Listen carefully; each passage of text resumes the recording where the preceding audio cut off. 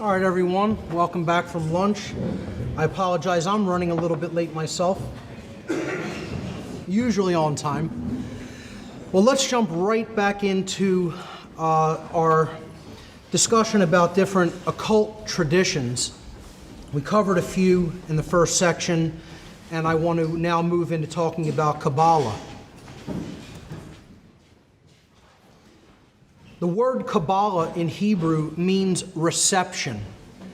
And again, synchronistically this day, as the date 10/4, I tend to look at it being about reception, about being openness, relating to openness to truth.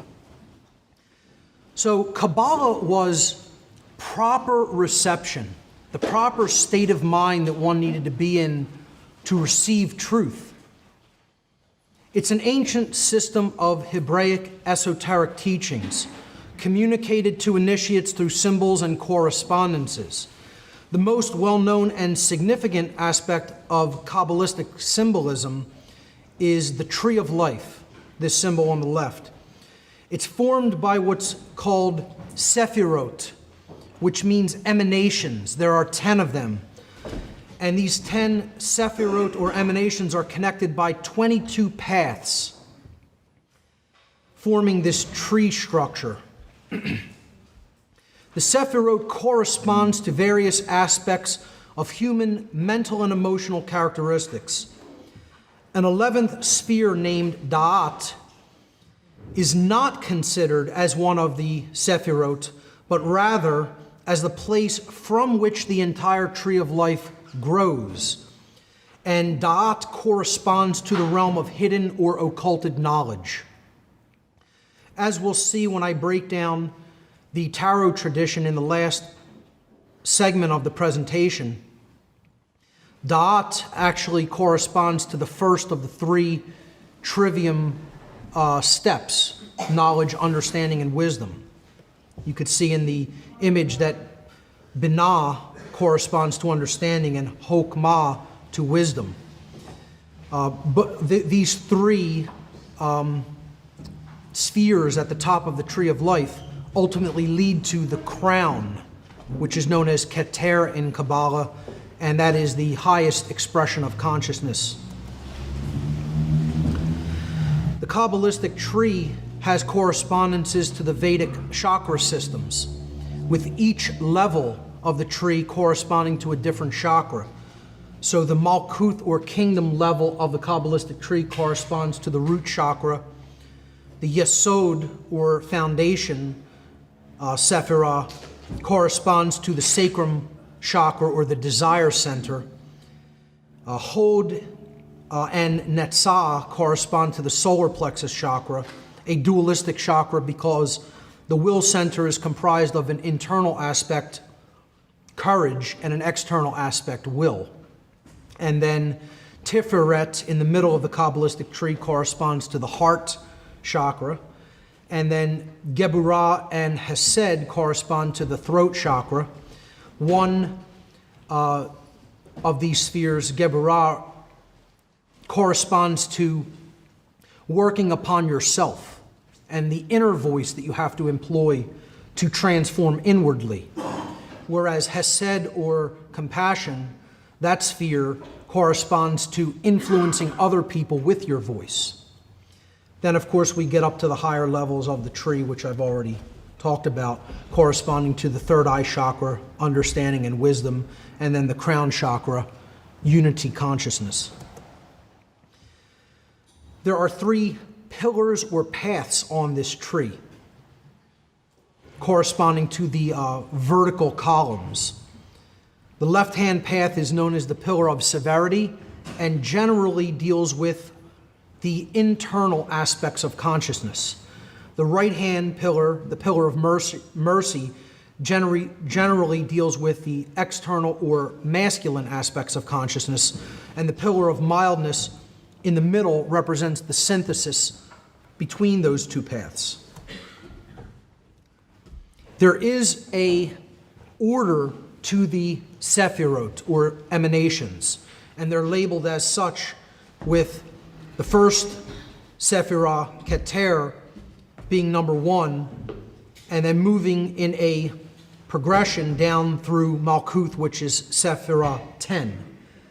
And the energy movement on the tree of life corresponds to a being that is moving upward in a state of consciousness from Malkuth, which represents base consciousness and physical world identification, up through the crown chakra.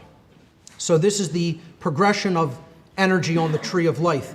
It works in a lightning bolt pattern, and often the Kabbalistic tree is referred to as the thunderstruck tree.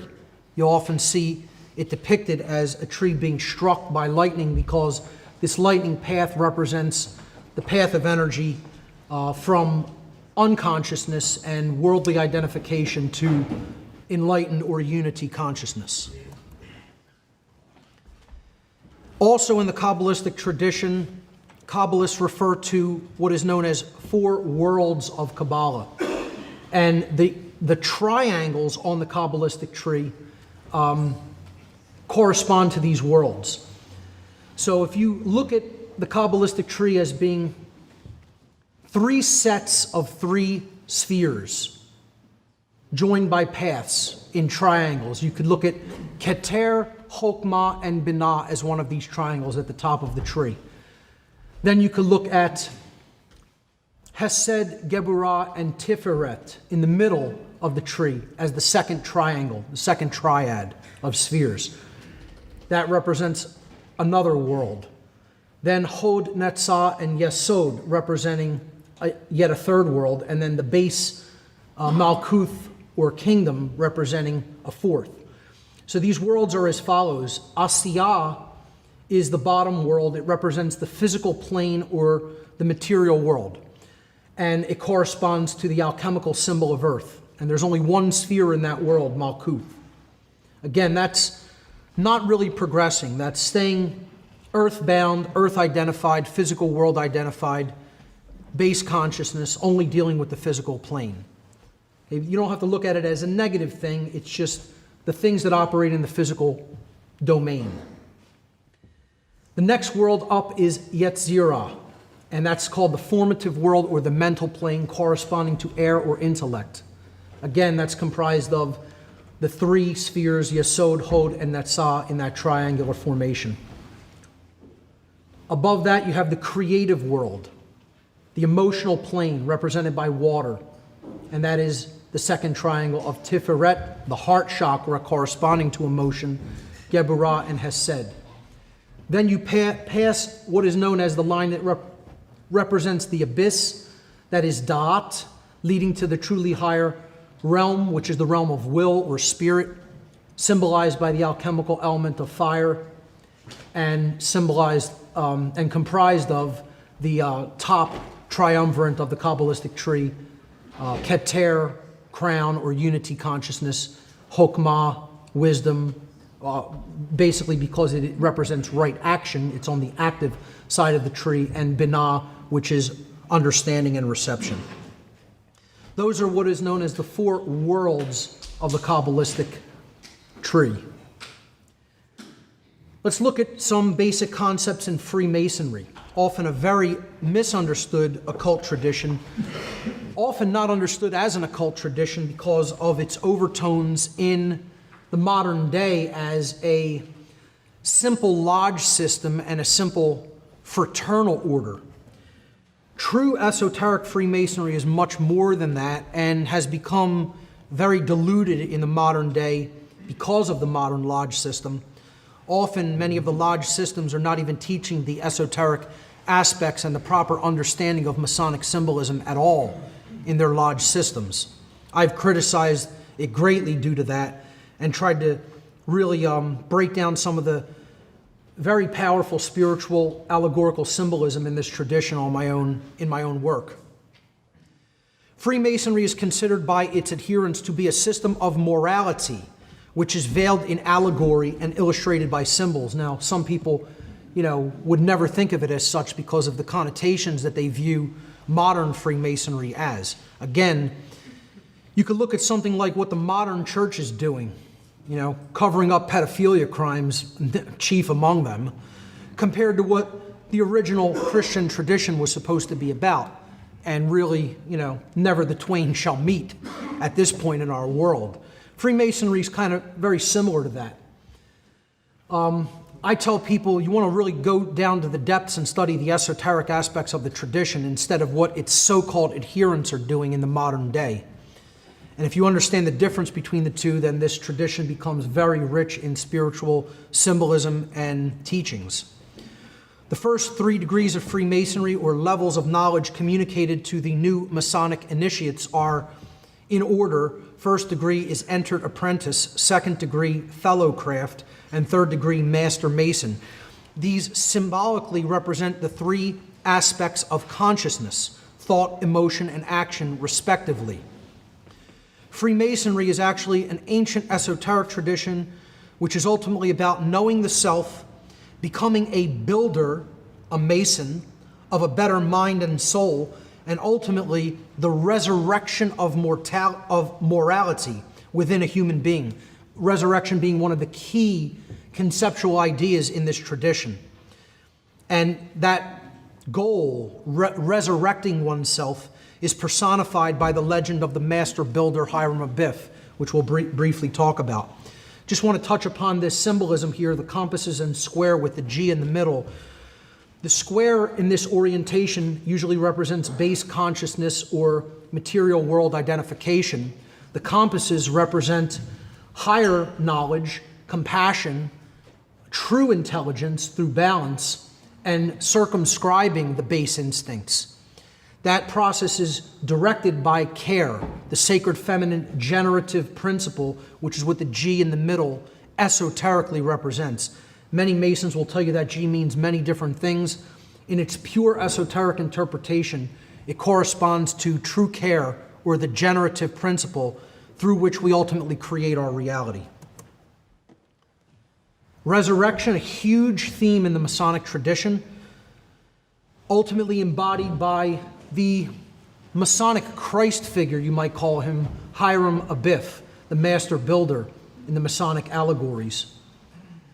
He's seen here in a coffin as a deadened form of consciousness, as true spirituality being in a grave, in a tomb.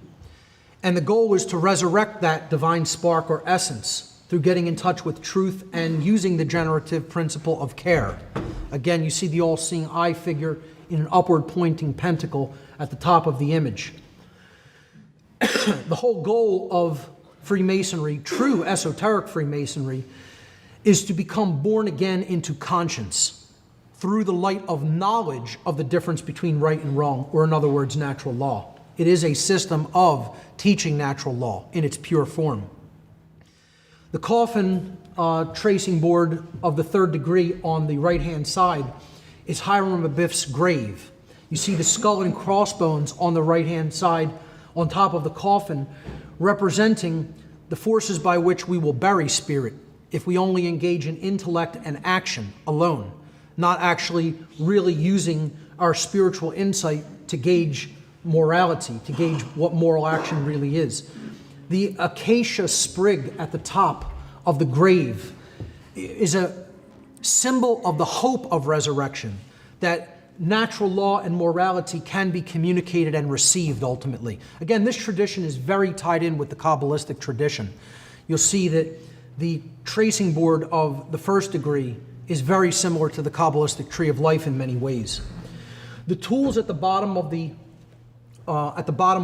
tracing board represent the 3 tools by which Hiram Abiff was killed or murdered, and they represent the tools of the lack of knowledge, understanding, and wisdom, the things that ultimately kill it. If you don't engage in knowledge, you have ignorance. If you don't engage in understanding, you have confusion and the lack of care to come to the understanding. And if you don't engage in wisdom, you're not engaging in right action, and therefore you're in a state of cowardice and laziness, not engaging the masculine principle. That's what those 3 tools represent that ultimately the failure of the three aspects of consciousness are what put Hiram Abiff in his tomb and ultimately get you headed toward the western direction instead of the eastern direction, toward darkness instead of light. The goal here is to be resurrected and therefore to be born into the light again of conscience and knowledge of the difference between right and wrong behavior. The first degree tracing board I call a key to the mysteries, literally because the key is one of the central components of the board. So this tracing board symbolically represents the Temple of Solomon in the Masonic tradition, in biblical allegory as well, where this symbolism is drawn from. You have the pillar on the left-hand side, which is the Joachim pillar, representing the masculine aspect of consciousness, solar or masculine, left brain. You see the symbol of the sun at the top. It is a Doric pillar, which is masculine architectural style. The S at the bottom of the pillar represents strength, and the tool at the bottom is the level, meaning that we need to have balance in our action.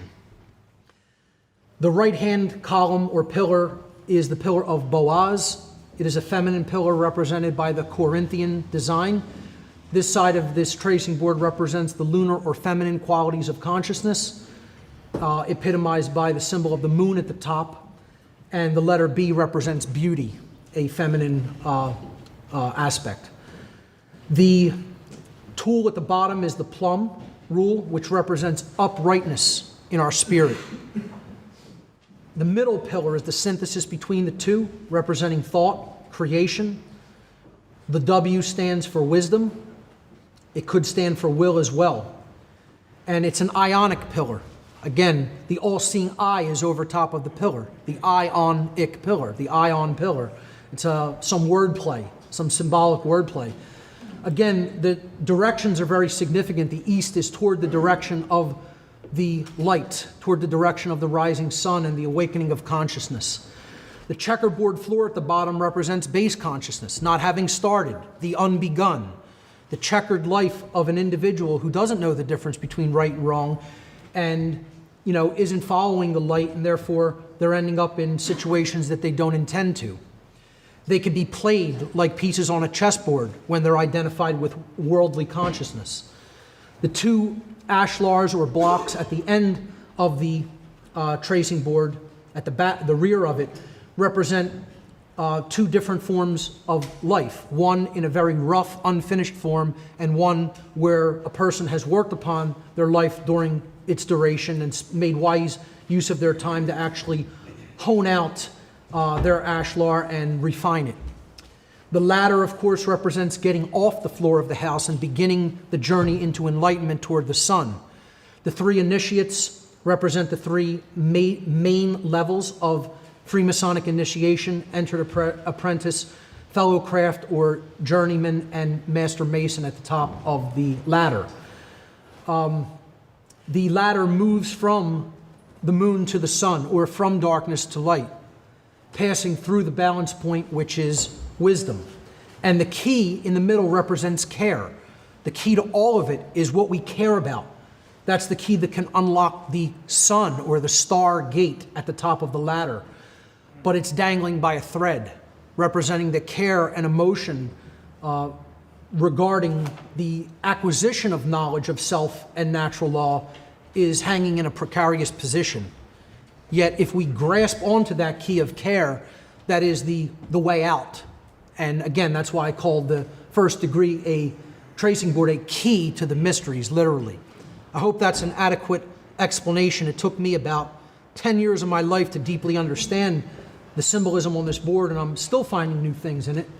But this is almost kind of given to new initiates as a form of subtle mockery, because the higher level initiates of this tradition in the modern world know that the lower level initiates aren't going to decode this. They're not going to know any of the symbolism allegorically. And so they're kind of like throwing the entire tradition in their face at the very beginning. Like, good luck with that. Good luck figuring out what that means, When we turn the board on its side, it reveals even more esoteric meanings. You could see that the checkerboard floor, if you look at that as earth identified consciousness, the lines of the checkerboard become the lines of latitude and longitude of the earth. And then the pillars become the equator of the earth. The middle pillar becomes the equator, and the other pillars become the tropics. The Tropic of Cancer at the top and the Tropic of Capricorn at the bottom, representing respectively the high and low point of light during the course of the year and the path of the sun, the respective path of the sun around the earth during the course of the year. So, we get winter at the bottom represented by the moon, the low point of light, and summer at the top representing the high point of the sun, with the latter leaving the earth and journeying out of darkness and into light, or out of chaos and toward order, toward the east, toward the realm of the gods, toward higher consciousness, toward the rising sun and the light of knowledge. Incredibly powerful symbolism, just brilliantly portrayed for those who are capable of decoding it. I call this the sigil of all masonry, a very deeply misunderstood seal that combines a lot of different symbolism, which I'm going to attempt to break down here today and help people to understand why this is the ultimate symbol of all forms of masonry, both light and dark. This symbol does not represent one thing, and it is not, you can't look at this in a unidimensional way of decoding the symbolism. It doesn't work like that. This is a dual symbol, very multifaceted. So there's five basic elements to this symbolism. You have the two phrases, annuit coeptis and novus ordo seclorum, which we'll break down in a moment. You have the all-seeing eye with the rays of light coming from it. You have the unfinished pyramidal structure built in stone or brick, and then you have the earth itself, okay? So those are the five basic elements that we can symbolically decode in this symbol. We have the earth and then the two other pieces of symbolism other than the words, the pyramid made of stone and the all-seeing eye and light. Okay, so the all-seeing eye and light represents knowledge, the spark of the divine, unity consciousness, alignment with natural law, aligning our own thoughts, emotions, and actions such that as we think, so we feel, so we act, and there's no contradiction between those three modes of consciousness. The light represents the creator. The eye represents the eye of the creator of the universe, shedding light into our physical domain, bathing the world in light. The brick represents heaviness, weightiness, a fixed position, no flow, hardness, rigidity, okay? Weighing down, blocking things, building barriers between things, right? Blocking the light out. That's what you do with that building material, with stone, okay? It's the exact opposite of light. So really you only have two qualities of building material portrayed on the earth, light and stone. They're the two building materials of masonry. Symbolically, in masonry, you are either building with light or you are building with stone, one or the other. Okay? If you're building with light, that means you're building with truth. You're building with knowledge. If you're building with stone, you're erecting barriers between people and obfuscating things. Now, the phrases, annuit coeptis, means, in Latin, annuit, third person singular present tense. Annuit means he, she, or it favors or looks favorably upon something. Coeptis means an enterprise, an undertaking, or a work in progress, a project that is actively being built but not completed yet. So put them together, annuit coeptis. He, she, or it favors our project, favors our undertaking, favors our work, favors our building. Well, what is that work? The bottom banner tells you what it is. Novus ordo seclorum.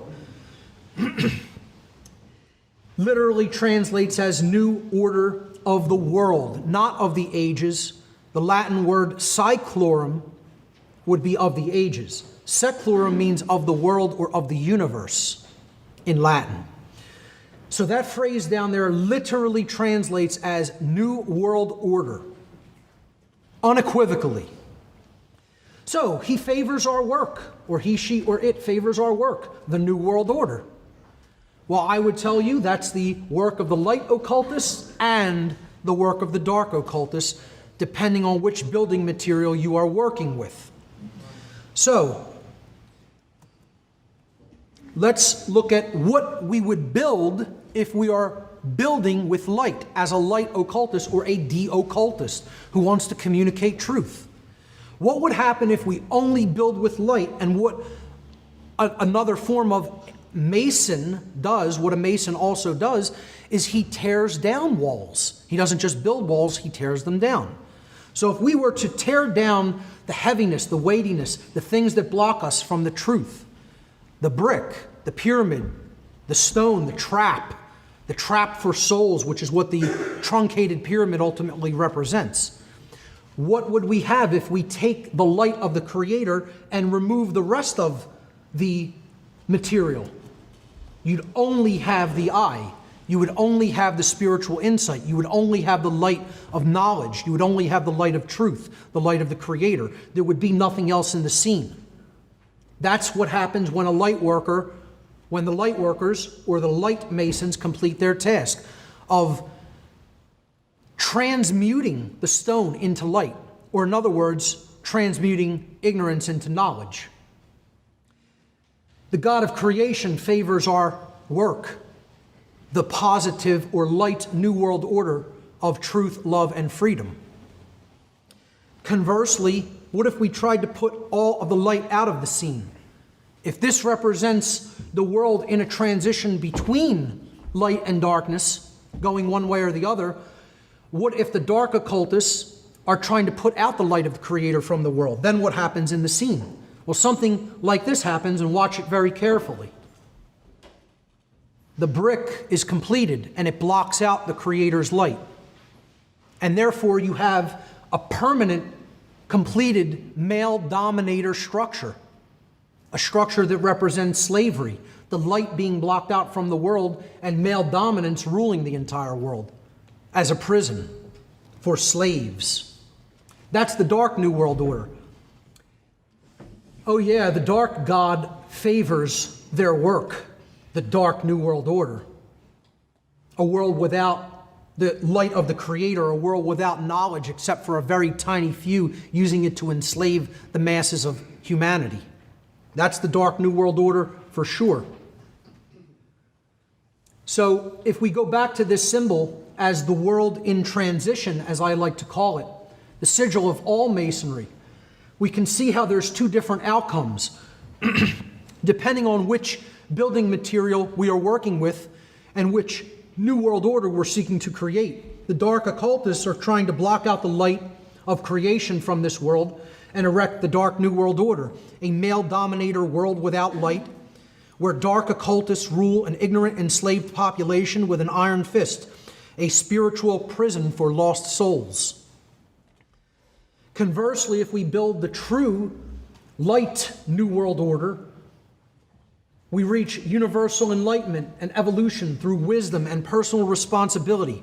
Truth, love, and freedom prevail, and the will of creation is fulfilled. It's what I call the one true great work, with the goals being truth, love, and freedom. And that is a variation on the sigil of Masonry that I came up with. And a very nice listener to my show actually carved this in wood for me and sent it to me, which I have actually hung up over my work area in my home. Just a really great piece of work and a labor of love in and of itself, which I thought was really kind of him to do.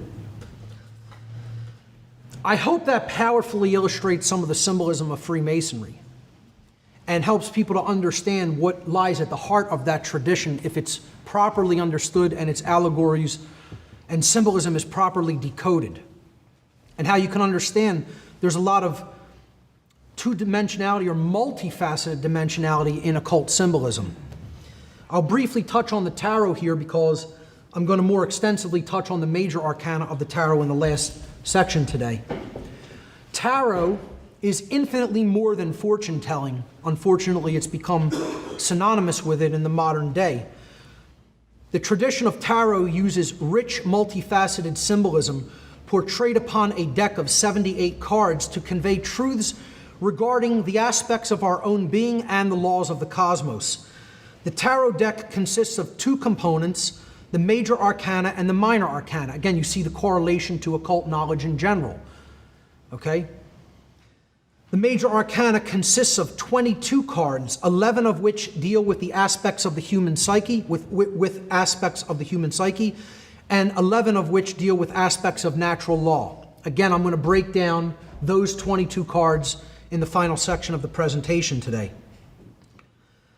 The minor arcana consists of 56 cards divided into 4 suits: wands, cups, swords, coins, and coins, each consisting of 14 cards, each suit consisting of 14 cards, ace through 10 cards, plus 4, quote, court cards for each suit.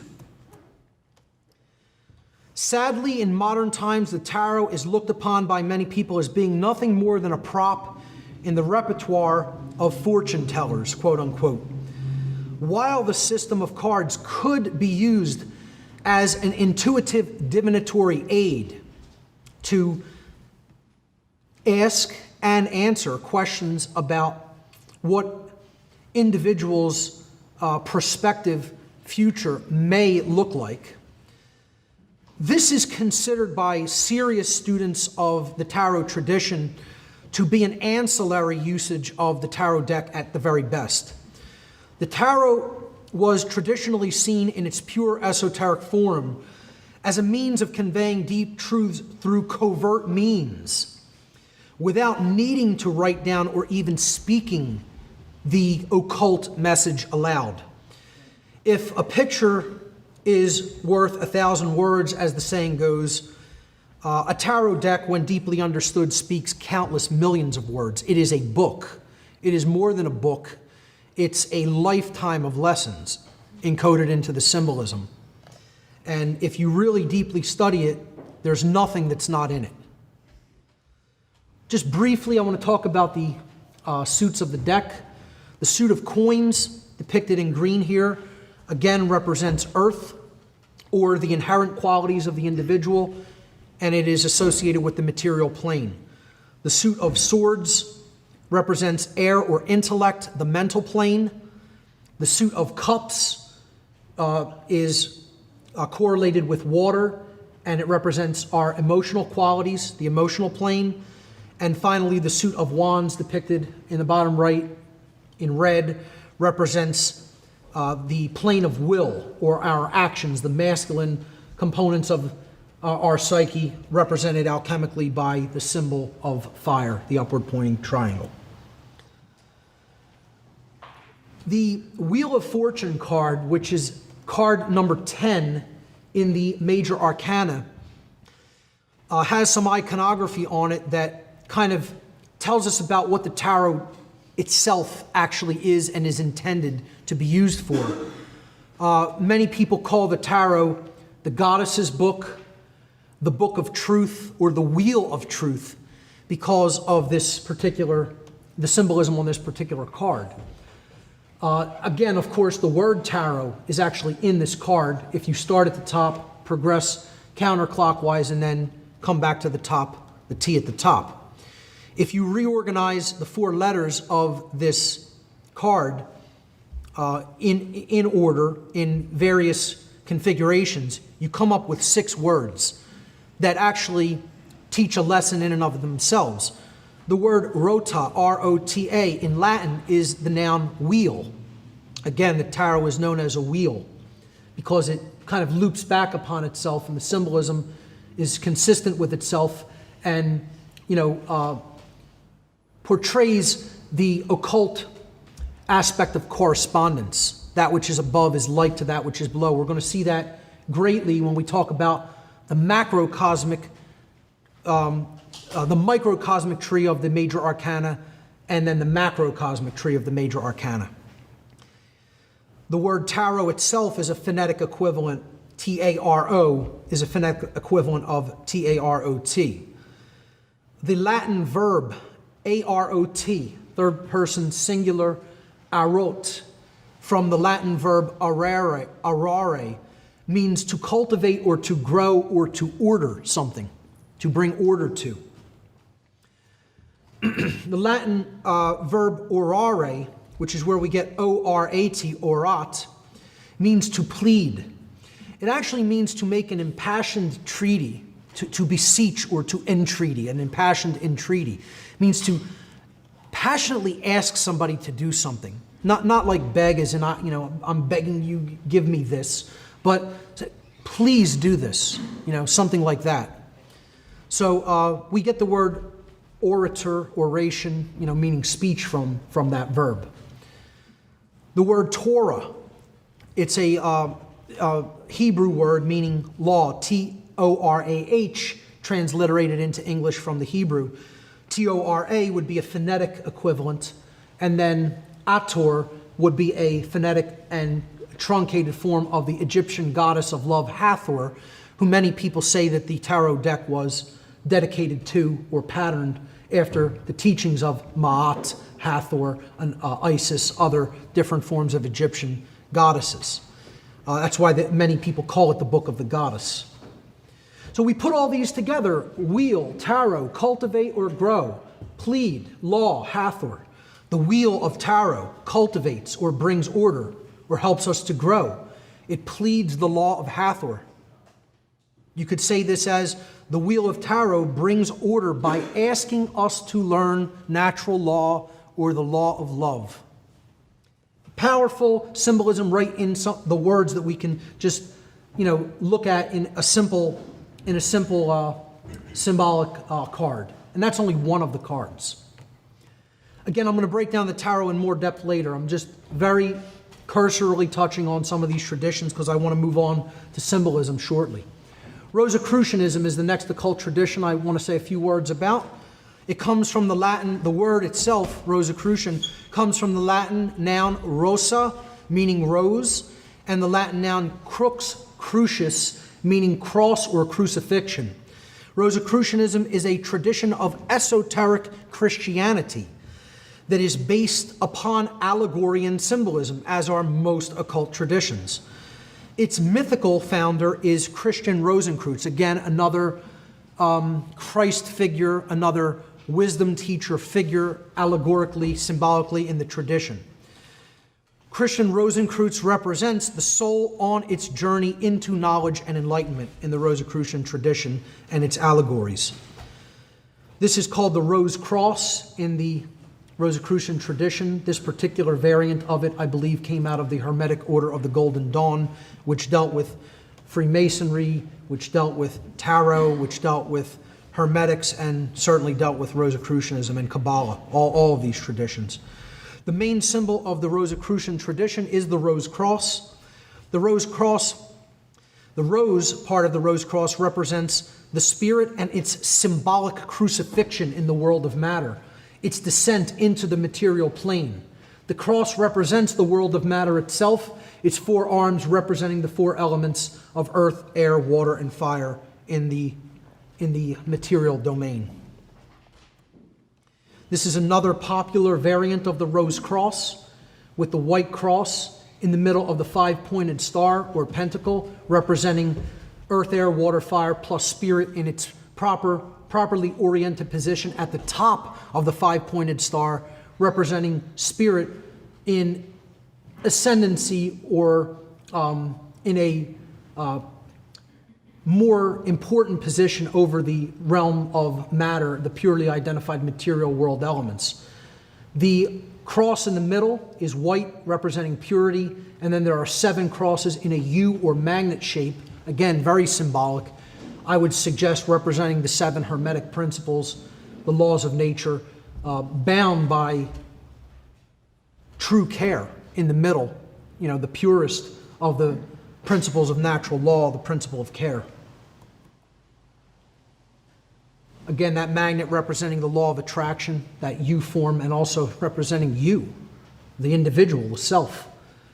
The ultimate teaching of the Rosicrucian tradition as a form of esoteric Christianity is the universal spiritual law of oneness, as it is called in the tradition. This law is most commonly known as the Golden Rule in exoteric Christianity. Simply put, this law states, treat others as you would yourself, for there is no true separation in nature. If another suffers, oneself suffers. If one being is suffering, all beings are suffering. That level of unity needs to be recognized if we're really going to transcend the current human condition. Again, a beautiful allegorical tradition, Rosicrucianism, if properly understood. I highly recommend the works of Rudolf Steiner and Max Heindel, in particular, if you want to learn more about Rosicrucian tradition. The next tradition is Theosophy. Theosophy comes from the Greek nouns theos, meaning God or divinity, and the Greek noun sophos, meaning wisdom. Thus, Theosophy literally means the divine wisdom, or the wisdom of the divine. Theosophy is a symbol of esoteric philosophy, which investigates and seeks direct knowledge of the mysteries of being and nature. You just see the theme over and over again. Constantly comes back to the same thing. Being and nature. The individual, the psyche, and the laws of creation, and the laws of the cosmos. Both in the seen realm and in the unseen realm. The laws that operate in the seen are the physical laws. Those that operate in the unseen are the spiritual laws. The theme is consistent throughout all of the occult traditions. Although it is an ancient philosophy, Theosophy was popularized by a 19th century occultist named Helena Petrovna Blavatsky, who founded the Theosophical Society and wrote many famous works of occult teaching. The Theosophical Society's mantra is, "There is no religion higher than truth." I would take it farther and say, there is no religion other than truth. Truth is the only real, true religion. Everything else is a paltry imitation that is an exoteric variant that has been co-opted and polluted over time, that isn't really hitting the core of the bullseye, so to speak. I like to attend the United Lodge of Theosophists in Philadelphia from time to time. Barb and I attend it, sit in on readings of occult philosophy and ancient Vedic philosophy as well, that they talk about sometimes, and very powerful readings and discussions happen in some of those groups, and it's always an uplifting experience. The main tenets of Theosophy as taught by Helena Blavatsky are the same tenets found in many other occult schools. Chief among these is the belief in the presence of a divine spark within every person, which, with the proper discipline and training, can lead to spiritual illumination or, quote, enlightenment. Theosophy's adherents consider themselves as searchers after truth, who are dissatisfied with the world and are dissenters of the creeds of organized religion. So it's not a belief system. They don't consider it a belief system. They consider themselves simply searchers after truth, which can be known and can be described by models of occult science.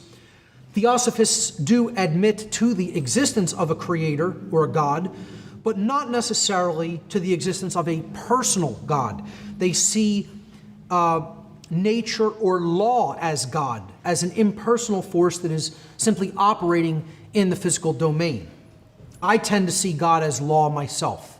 That's you had to tell me what is one word that you would equivalate with God, that you would give as an equivalent to the concept of God. I would not use the word love. I would use the word law. But once you understand them, it's the same thing. We'll get to that when we talk about thelema. But I would use the word law first and foremost to represent what God actually is. Theosophy also teaches that humanity has had many past incarnations, the whole species, or variations on Earth, which it calls root races.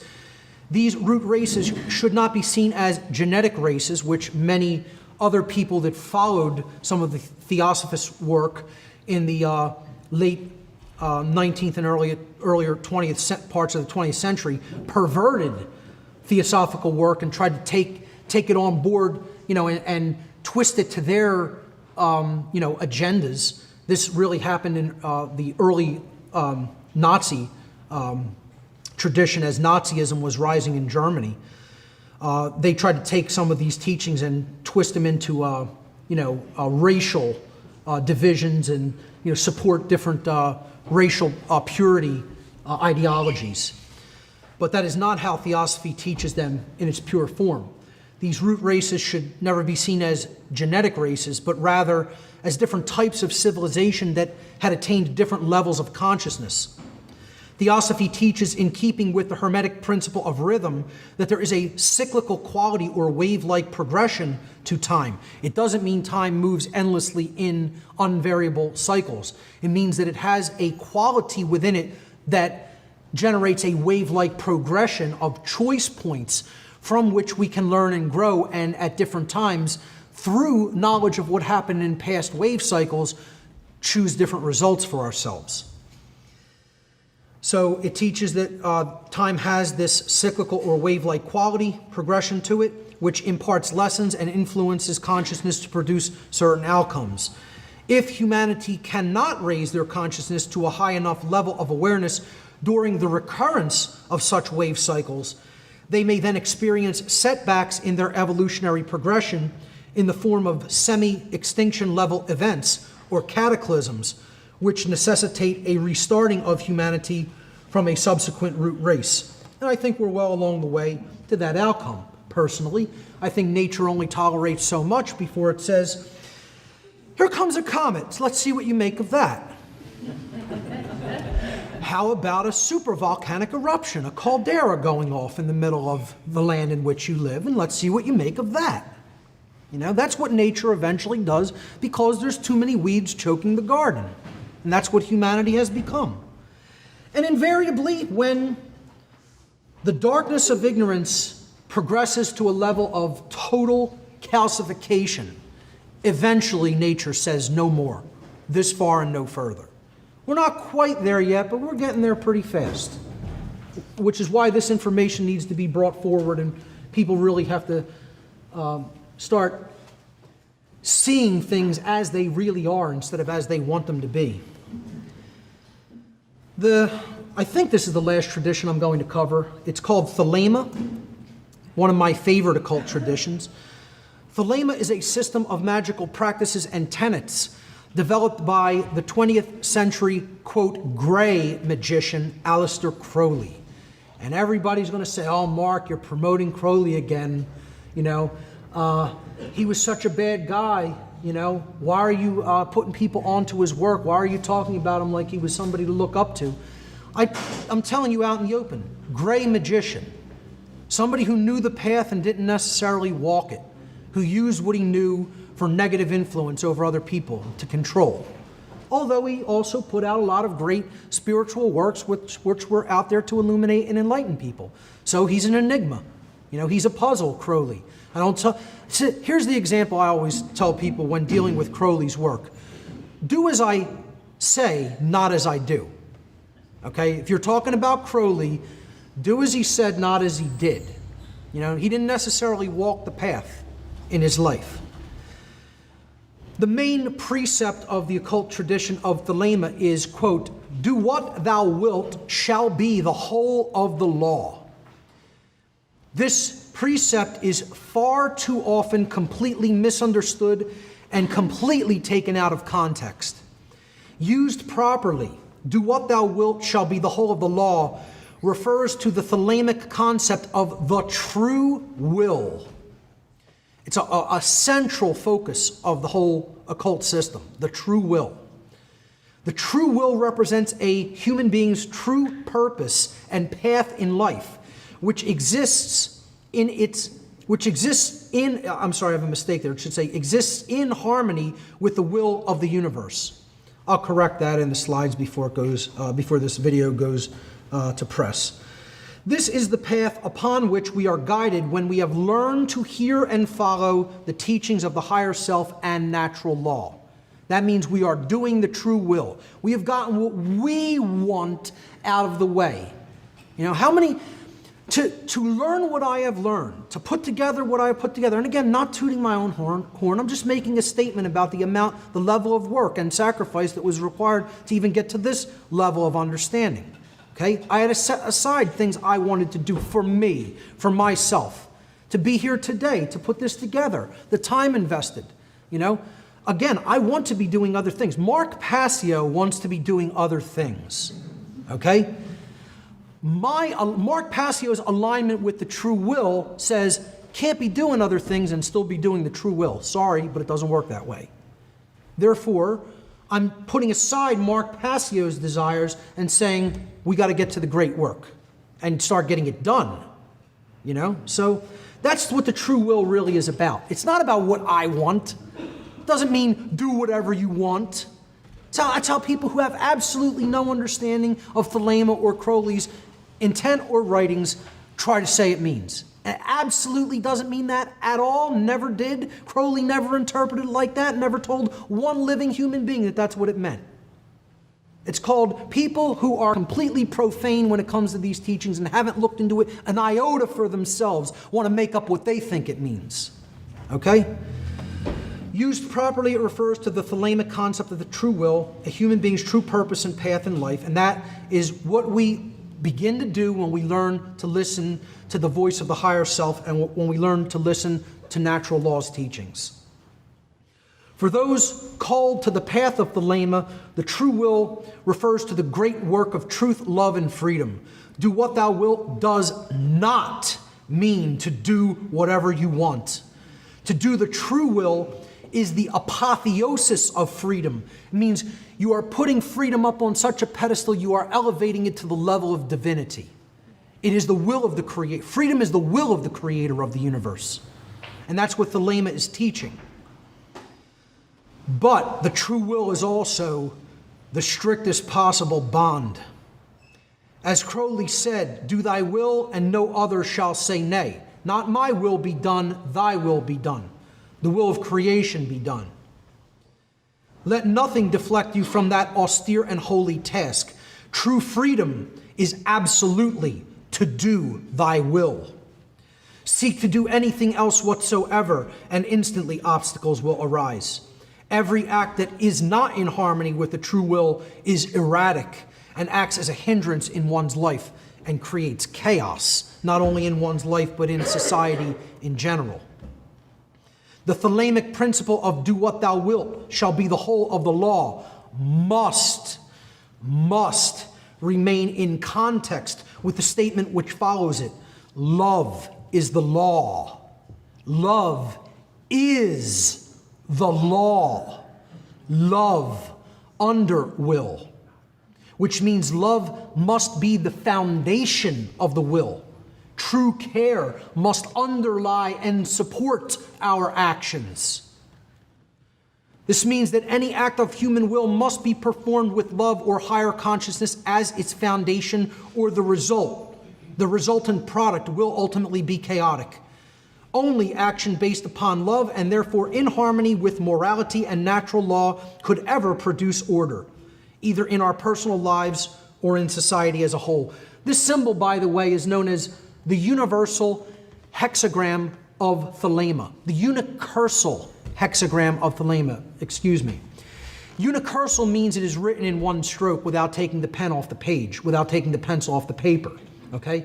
It is the joining of the chalice and blade without them overlapping each other and being separate from each other, like one being like there and then the other being there, over top of each other.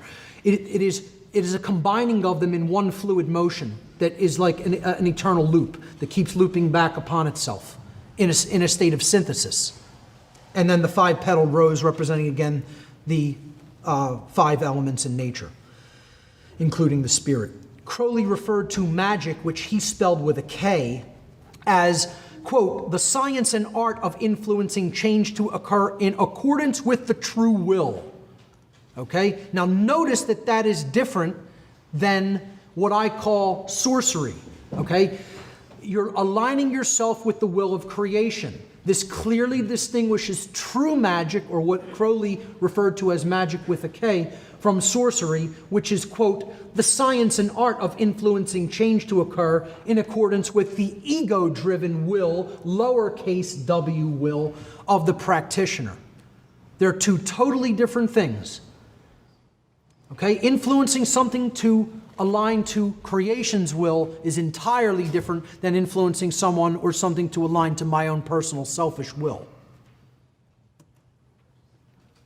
Crowley also postulated a notion which he called the holy guardian angel, which referred to a deep connection to the higher self, a connection that would guide the Thelemite initiate toward the true will.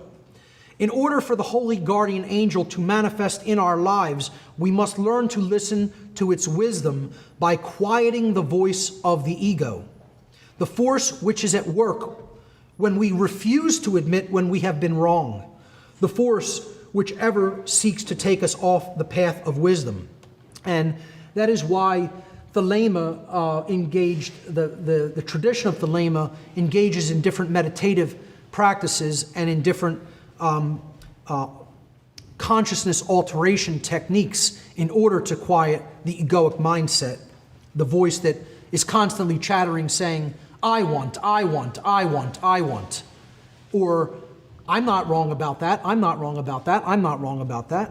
You know, that's the ego, really. That's the force that doesn't allow us to see that what we're doing is wrong when we're doing something that's wrong. And it's the force that just keeps saying, I want this, I want that, and forget about all this other stuff over here about truly becoming a better person and helping other people to become better people. You know, we don't have time for that. I have too many things I want.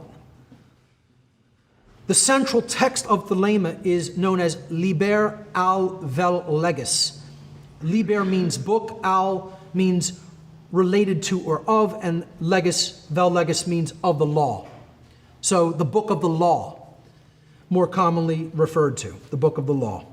Crowley claimed that this book was dictated to him through channeled writing, or what is called automatic writing, by a higher spiritual consciousness which he referred to as I was. So he claimed that this was not his own writing, but it was in fact channeled from some type of an entity. Through the reception of this book, Crowley proclaimed the arrival of a new stage in the spiritual evolution of humanity, which he called the Aeon of Horus, the age when humanity would finally begin to align itself with natural law and the will of creation. Again, the Aeon of the rising sun, of the birth of real knowledge, the de-occulting of occult wisdom, and the knowledge of the occult coming online to humanity in the form of common sense, shared wisdom. I don't know how far we've come into the age of the Aeon of Horus. You know, there was kind of an occult renaissance going on during that time, and then it kind of got buried again, and you know, we went into all kinds of wars, and then the technological age came in with the advent of television. You know, and people, you know, got lost in childish sports and, you know, idle distractions. So I'll wrap up with a quote from Crowley. The absolute rule of the state shall be a function of the absolute liberty of each individual will. There it is. You know, natural law understood in the aggregate is going to create freedom. Natural law and the true will not done in the aggregate is going to equate to the absolute rule of the state, human slavery. Brilliant in his understanding, not so brilliant in the way he conducted his life, particularly in his later years.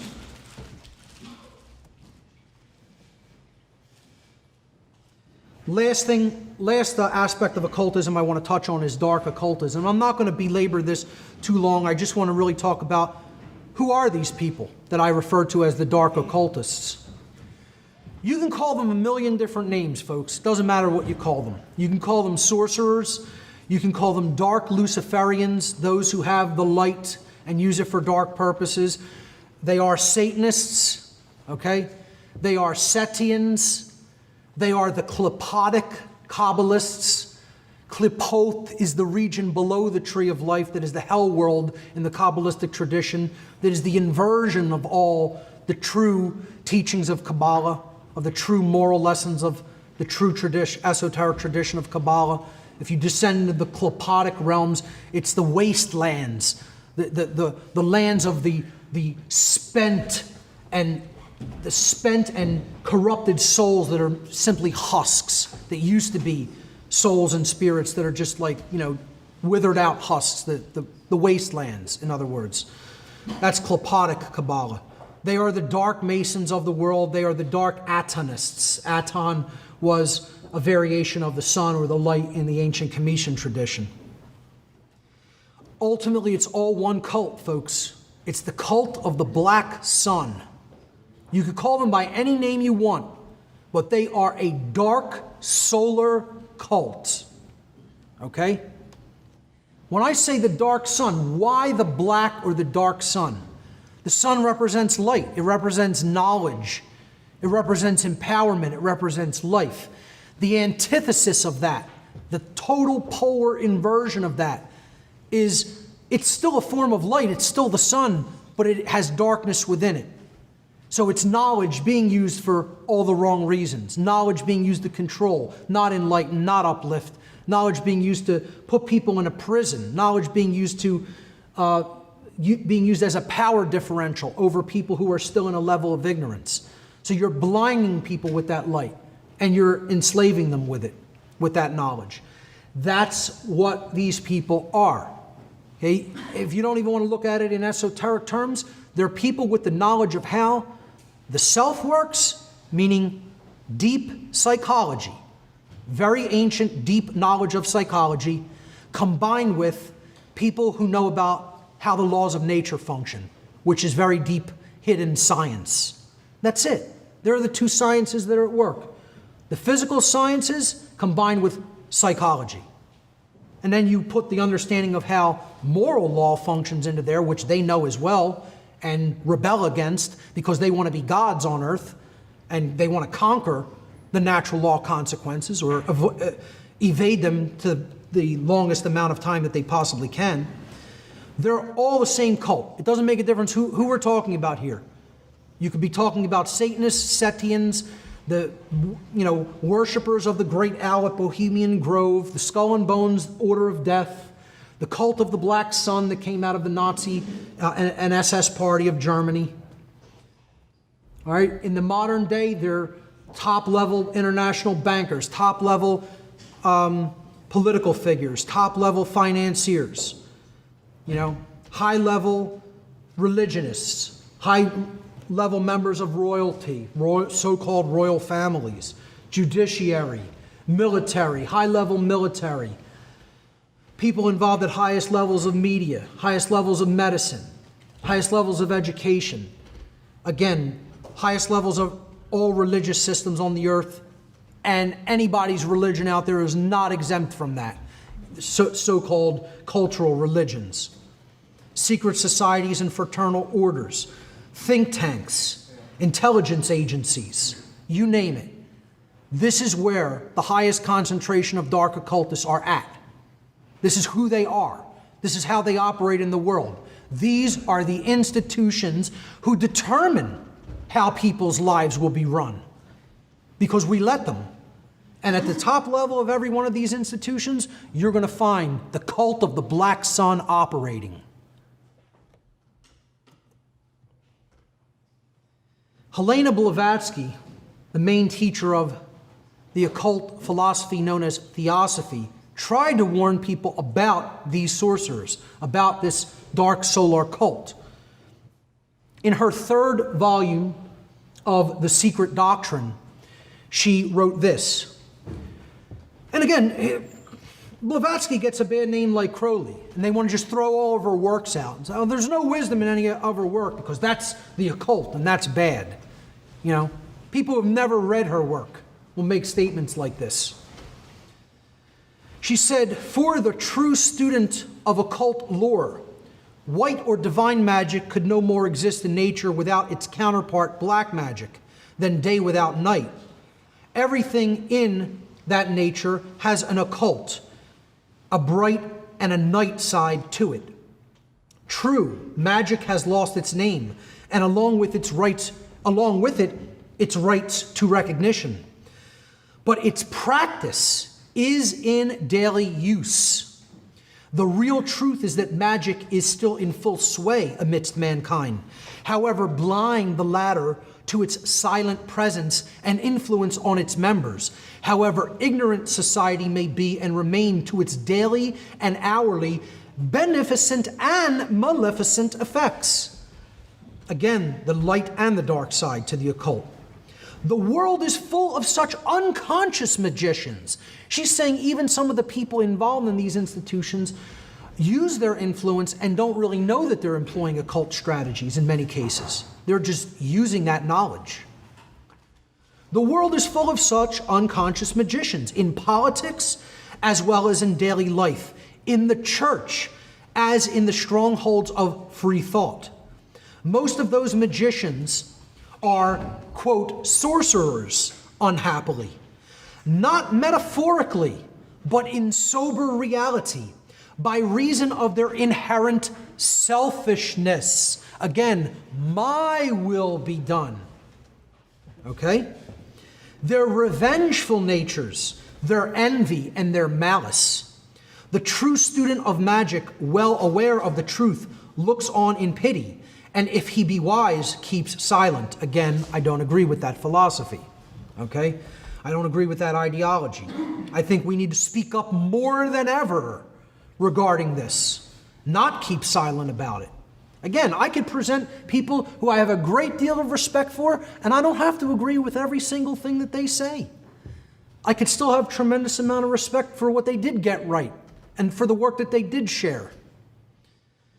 For every effort made by him to remove the universal cecity, which means blindness, is only repaid with ingratitude, slander, and often curses. Lies and calumny become his lot, and thus the well-wisher is soon torn to pieces as a reward for his benevolent desire to enlighten. And you know what I say? Damn it to hell, so be it. It doesn't matter what people make of it. It doesn't matter whether they don't want to take the wisdom. It doesn't matter whether they don't want to take the knowledge. I'm going to speak it anyway. That's what's going to happen. You know, and that's the level of courage and will that people need to step into, which sadly I don't feel Blavatsky fully made it to, as many occultists didn't. And again, like I said at the beginning of the seminar, how many occult teachers are actually doing this, who claim that they're really knowledgeable of the occult? How many of them are out there sharing that knowledge with people, even in a rudimentary, cursory, introductory sort of way? Hardly any, a paltry number. You could probably count them on one hand. All right, let's move into some breakdowns of occult symbolism, which I think people should enjoy. Occult symbolism is a secret language hidden in plain sight. Symbols are all around us. They're in just about every walk of life that we engage in. From business to shopping to advertising to on the products that we use on a day-to-day basis, everywhere. I've been using them throughout this presentation, to communicate messages in subtle ways, to correspond and correlate ideas. But people say, hey, why do we need to look at symbolism and interpret them and try to understand what symbols mean? Isn't that a big waste of time? You hear this again. The people who say this is all insignificant, again, over and over again, these people are the people who think it's just a political problem. All right? We just have to analyze what's going on in politics, find the right people for the position, the world's going to be fine. It's just we need some reform in government, that's all. And it's not slavery, We just need to reform that financial system. If we just get control over coining the money again, it's going to be hunky-dory, These are the people who would mock and ridicule the study of symbolism entirely. Semiotics, They would say, you don't need to look into symbolism or break it down or try to understand what it means. It's all meaningless. It's just what one person says. It's their interpretation. And I agree. There are interpretations of symbolism, and not all symbolism means one thing. It can have many different interpretations. What I want to help people to understand is what's really being conveyed, being spoken. There's an energetic vibration that goes along with symbols. That's why they call it a symbol. It resonates something. It rings something. It sends out a vibration into human consciousness. And if you don't understand what that symbol, the frequency that resonates at because of its pure form, you're getting hit with that frequency, you're getting hit with that message, and you don't even understand what's being said to you. It's a form of illiteracy. It would be like me literally speaking another language that none of you understood to a person in the room, and I could talk about all of you behind your back without your knowledge. Well, that's what's being done through symbolism. And this is done through the use of archetypes. Archetypes are an archetype is an original pattern or model from which all things of that same kind are copied or on which they are all based. So an archetype is a model or a first form. It could be seen as a prototype of something, a first thing, but then you pattern something later on, or you build upon or expand on later. So I've just put 5 basic archetypes here. There's many of them. I mean, we could look at the archetype of the lightning bolt, the diamond, the simple rudimentary fish, the simple wave pattern. You can go on and on forever just on archetypes. These are 5 real simple ones. I just wanted to give you a general idea of what some of these could be used to communicate. A circle, it's considered the perfect shape. It represents eternity because there's no beginning and no end. It represents wholeness or completeness. It represents perfection, fluidity, completeness. The divine, it's the shape that generally is used to represent God or divinity. Conversely, the square is the seeming opposite. It has rough edges. It's very rigid. 90-degree angles, not really found in nature. It represents stability, however. It represents groundedness, earthliness, rigidity, imperfections, base consciousness, earthly nature. Very simply conveyed in a shape, especially when we compare the two against each other, and you could see the inherent differentiation between them. The triangle, as the simplest enclosed form, it represents balance, synthesis, coming together of opposites, union, sharpness, intellect, etc. Again, that symbol, the blade, represented the intellect, represented the masculine quality of consciousness in many ancient traditions. The star represents spirit, sovereignty, achievement, openness, oneness. Hey, you give children stars in school, achievement. Openness and oneness because it represents the human form outstretched. The cross, an ancient symbol of power and authority, strength, focus, and willpower. That's why authoritarians often use it in many different forms. These are the basic forms on which symbolism is based. These are basic vibrations. You can look at these as the small mouth noises that then eventually form words and then whole sentences and whole communicated traditions of meaning, which is what symbolism is about.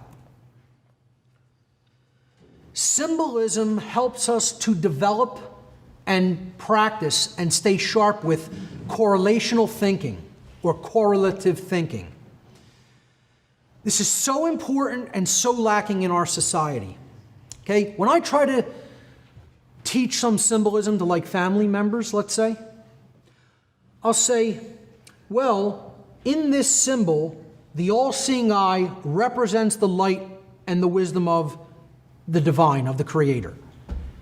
And many of my family members will just stop me there and say, I totally don't understand what you mean. I cannot correlate or think of an eye inside of a triangle with some rays coming out of it as the Creator's wisdom. You know, the light of reason. How do you equate these two? I'm just trying to explain. It's like, let x equal 10 in algebra. You know, it's an arbitrary decision based on an archetypal form that people who use this symbol came up with. And glassy-eyed, you know, eyes glass over, they don't have this correlative thinking where they can say, let A be equal to B, okay? And give it a value and substitute. They can't do that.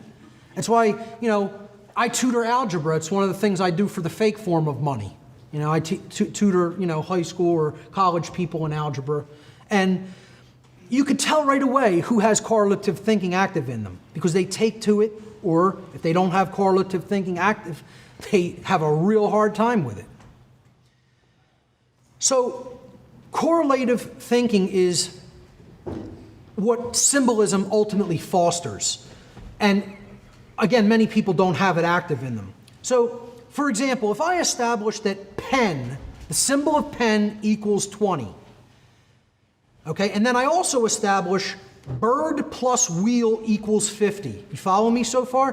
Pen is 20, bird plus wheel equals 50. And finally, I establish pen and bird are equal to each other. Well, what does wheel equal? 30. Now, most people can't do that. Most people on the earth cannot do that. I'm serious. More people alive on the earth cannot do that than can, because they cannot engage in a simple correlation. I know most of my family members can't. I'm not saying that to insult anybody. I'm just telling you how it is. The majority of human beings will not be able to provide the answer for the value of the wheel in that simple correlative exercise, which is simple algebra. And they couldn't explain why that answer is so. Because if pen and bird are equal to each other, since pen equals 20, bird must equal 20. Then we can go over here, plug in the value of 20 into that equation where the bird is at. 20 plus wheel equals 50. Wheel must equal 30. That's why it's so. That's a simple proof of that. So symbolic illiteracy, combined with the widespread absence of correlative thinking, has made it dramatically easier for those who use their knowledge of symbols and archetypes to manipulate behavior at a subconscious level, because they can sneak messages into wherever they want, and the person has no idea that there's an embedded message there, and they have no idea what it means. That's how they do it. And that's why it's significant to study. Now, I'm going to give you a great example of archetypal symbolism applied for mental manipulation. And I tell people, if you want the first example to study about what the occult is, this is one of the examples to look into. This is what the occult is applied in life. This is mind control applied in life. It's not my interpretation of that, it's what it really is. It's not just clever marketing. It's occult concepts that some people know how they work and some people don't, applied for the purpose of one group of people getting what they want at the expense of another group of people. So keep that in mind as I explain the Betty Crocker conundrum. In the early 1950s, a perverted form of Sigmund Freud's psychoanalytical approaches, championed by Freud's nephew Edward Bernays, were sweeping across America, even to the point where the Central Intelligence Agency was using these psychoanalytical approaches for mass control of the population. A great book to read on this is Jim Keith's Mass Control, the Manipulation of Human Consciousness. A place where it proved very successful was in the unassuming kitchens of middle-class families. Betty Crocker Foods had produced an instant cake mix. All you needed to do was add water to the supplied powder. In that time, this was considered somewhat of a miracle, of a minor miracle. The problem was that the miracle cake mixture did not sell at all. And Betty Crocker put a lot of money into research and development to come up with this stuff.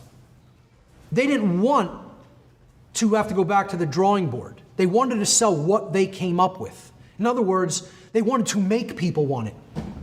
They didn't want to accept the decree that had been given them, we don't want this. So undaunted, Betty Crocker Foods turned to the science of psychoanalysis to help, quote, solve the problem that they had. In other words, to make people buy something that the company already knew they did not want. Instead of trying to provide a product they did want, they wanted people to want what they had already invested R&D money in and what they had already made and put out onto the shelves that was a complete flop. And there was a reason it was a complete flop, which we'll get to. Crocker hired a Madison Avenue ad campaign firm to investigate through psychoanalytical techniques the underlying reasons that the housewives did not want the cake mix. And they did this through many interview sessions with many housewives. The conclusion of the study was that although the average American housewife very much appreciated the convenience of the cake mix, she felt very guilty about deceiving her husband and family into thinking she had worked hard for them, when in fact she had done very little work and put very little of herself and her own love into the project, as she had done when making a cake from scratch, entirely from scratch. So she was feeling guilt inwardly at having kind of gotten off a little bit easy, not having to do as much work or invest as much time and energy and love into the project of making a cake for her family.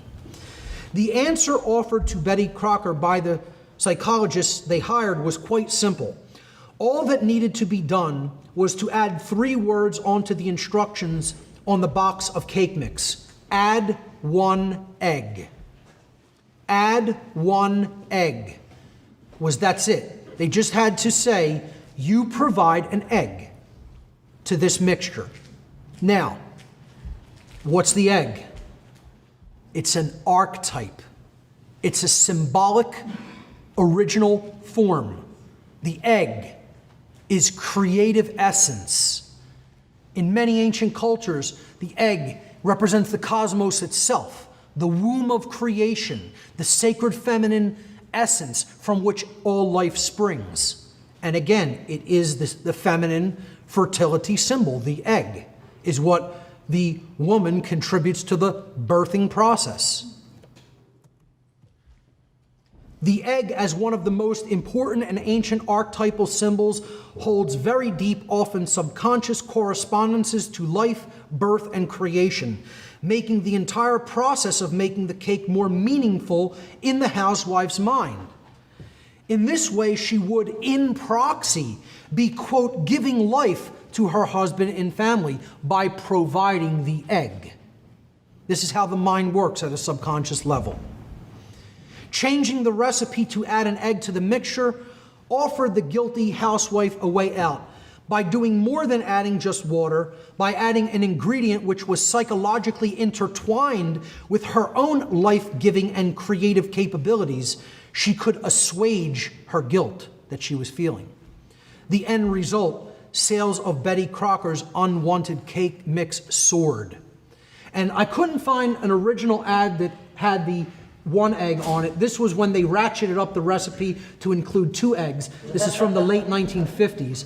And you could, if you read this up close, if you blew this up and read it up close, over and over again, they keep talking about the egg. It says, Betty Crocker brings you that special homemade goodness because you add the eggs yourself. You know, that, at the bottom, let me see if I can see it. It says, here we go. It's very small print.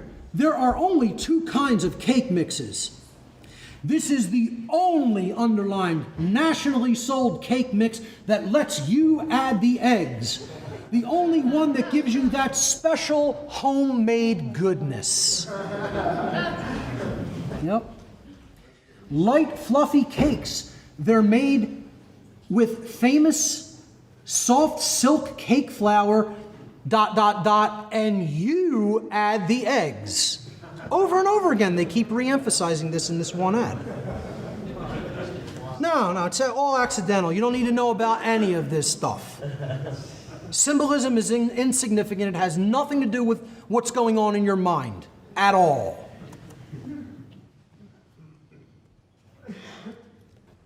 Let's look at some solar symbolism next. Again, the meanings of solar symbolism are always intertwined and related to light, life, life force or essence, the spirit, knowledge, power, enlightenment, growth, strength, kingship, sovereignty, trust, clarity, renewal, and resurrection. Because these are the things that the sun provides. Without it, there is no life. There is, nothing's going to grow on the earth. It symbolically represents the light of knowledge, which can be converted into power when applied. And those concepts were always associated with kingship and sovereignty as well. Now, let's keep that in mind when we see how it's used in product placement and advertising. If you go ShopRite to shop, are you going to be coming home enlightened? Are you going to buy the sun? You're going to come home with the light in your basket? That's what they're doing, symbolically putting the sun behind the basket, the shopping cart. And again, this is always done in proxy. See, they're looking to sell you on what they know you don't already have, what you're lacking, what you want, what you crave. So combine that with food products, combine it with, energy-related products. Again, the sun is the ultimate source of energy. What does the sun have to do with tapping into the lifeblood of the earth and taking oil out of it? Well, they want to correlate the idea that the natural light energy of the sun, they're somehow going to be selling you when they sell you this oil, when it has nothing to do with that. I'll show you in a later section where they know it's the blood of the earth. Literally, it's the lifeblood. And that's why they put the blood drop on many oil logos as well. But every one of these symbols is archetypally bringing the image of enlightenment and the sun into the product placement. Again, what was it another symbol for? Sovereignty, kingship, knowledge, light, trust. Sun trust. People have to trust the bank they're going to put their money into. Citibank with the rising sun. Target with the ancient archetypal symbol of the sun. Here's some products you can trust. Lucis Trust, a New Age publishing company. Sovereign Bank. You won't be getting any sovereignty there. You see solar symbolism embedded in architecture.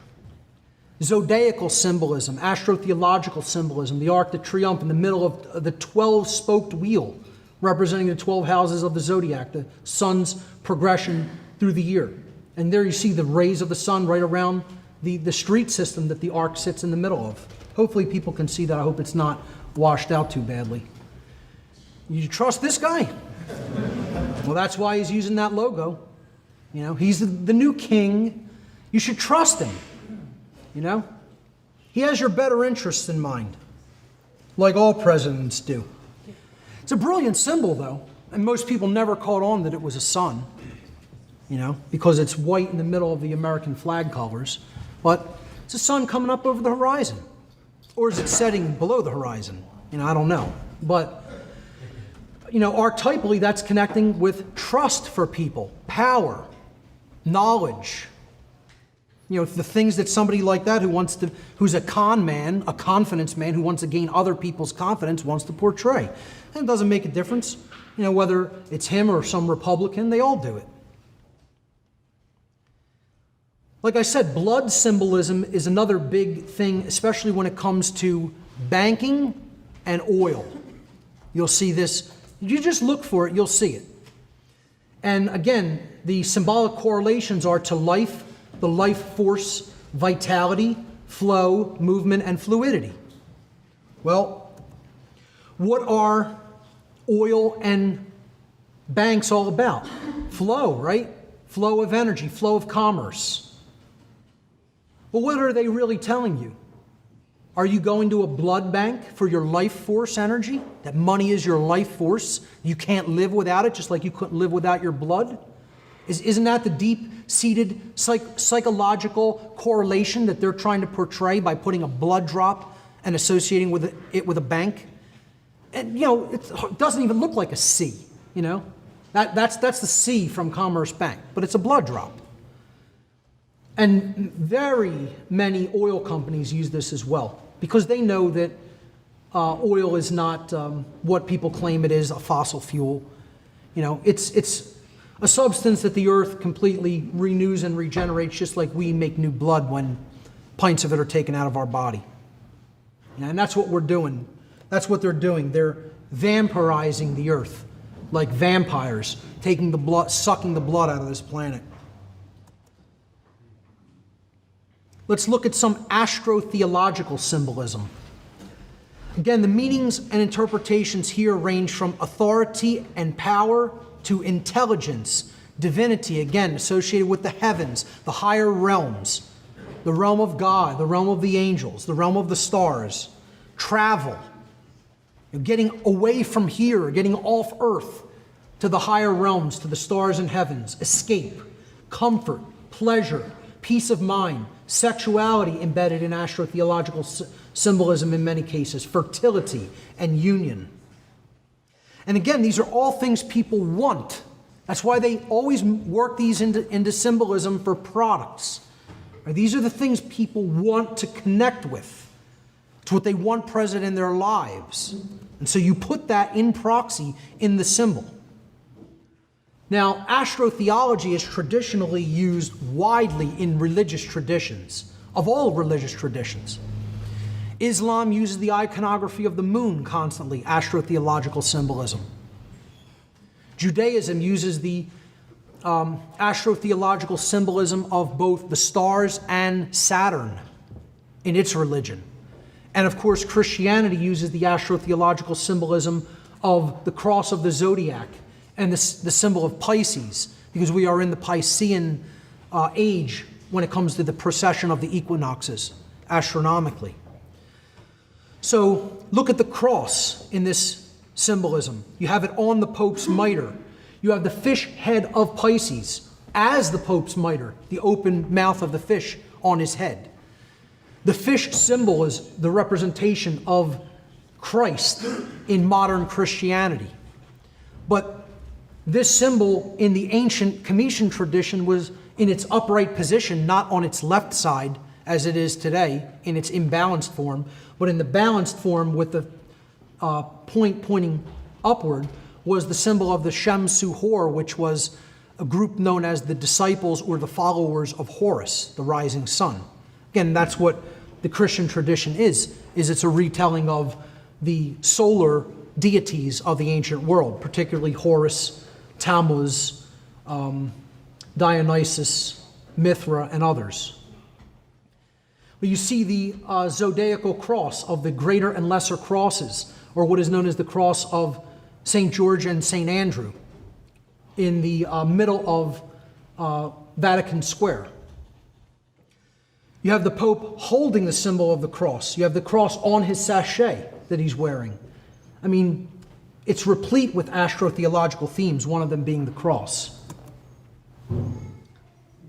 Here you see Aries symbolism in product placement. Again, that's connected with comfort and sexuality. The Dodge is actually, the ram there is actually, it's symbolic of the feminine womb, the fallopian tubes in the womb.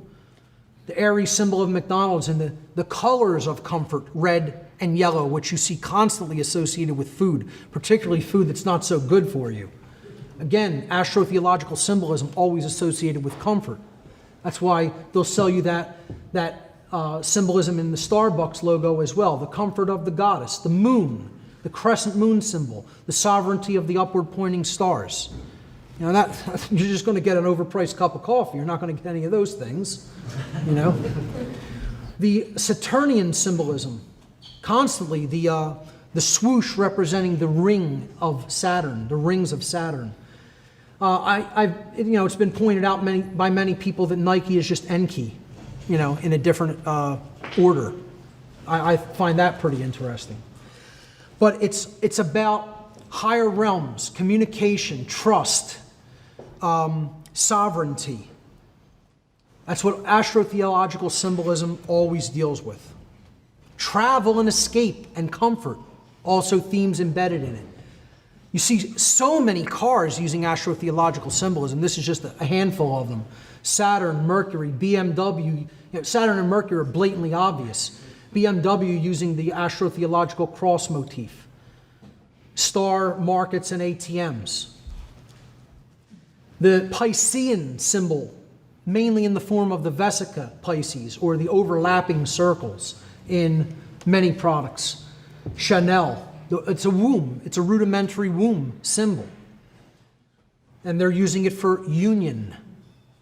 Masculine and feminine union, comfort, associating it with flow, fluidity, money, trust, etc. Pentagram or pentacle symbolism, used by many different schools of the occult, one of the rudimentary archetypal symbolism in occultism. We've briefly gone over this already. The 5 points of the pentacle or pentagram represent the 4 elements of earth, air, water, and fire, corresponding respectively to the physical plane aspects of inherent qualities and characteristics with earth, intellect with air, emotion with water, and will with fire. And then they're ruled over ultimately by the spirit or the quintessence or the 5th element, which represents spirit. And in its proper position, this point would be placed upward over the other 4. Not saying that spirit is totally superior to the material world forces, but that it ultimately governs them and is acting as a balance point between them, through which we really need to identify and find balance so that we're not lost and owned by the material world senses. Now, most of the time, dark occultists will take this symbolism and reverse it. It's another thing I want to say about dark occultism in general, is they don't create much on their own. They take what's already there and they pervert and they corrupt.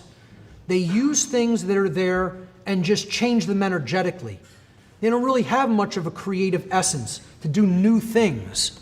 They just use what somebody else has already used to represent one thing, and then they reverse it. Similar to how the Nazi Party reversed the Vedic symbol of the swastika, which traditionally represented positive solar energy, good fortune, and enlightenment. And they took that, turned it the opposite direction, made it the crooked cross of the SS and the Nazi Party, and they turned it into a symbol of death, bad fortune, destruction, and totalitarianism, which is just a perversion of what it formerly meant. So you'll see this used in control institutions and in dark occult orders, the pentagonal symbolism reversed. Here you see it in the Victoria Police's logo. They're not upholding your rights, folks. They're upholding the divine right to rule of the crown. That's why the crown sits atop the inverted pentagram.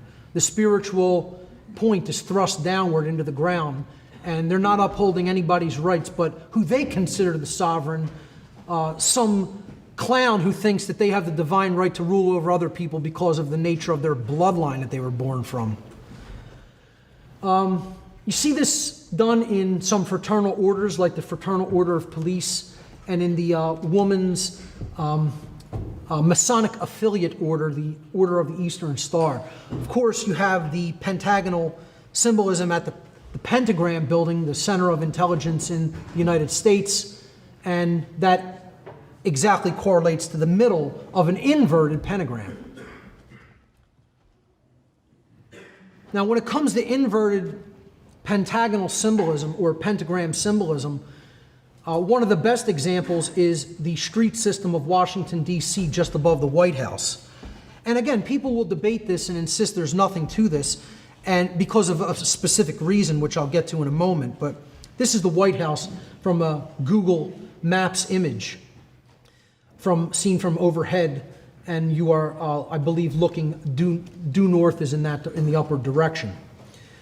So directly above, in the northern direction, which Masonically is considered a place of darkness, pointing down toward the White House is an inverted pentagram embedded in the street system. Now, people will say, well, that's not even a complete reverse pentagram. One of the biggest types of pentagrams in dark occult symbolism is known as the Faustian pentagram, particularly used in Satanism and other forms of dark occultism.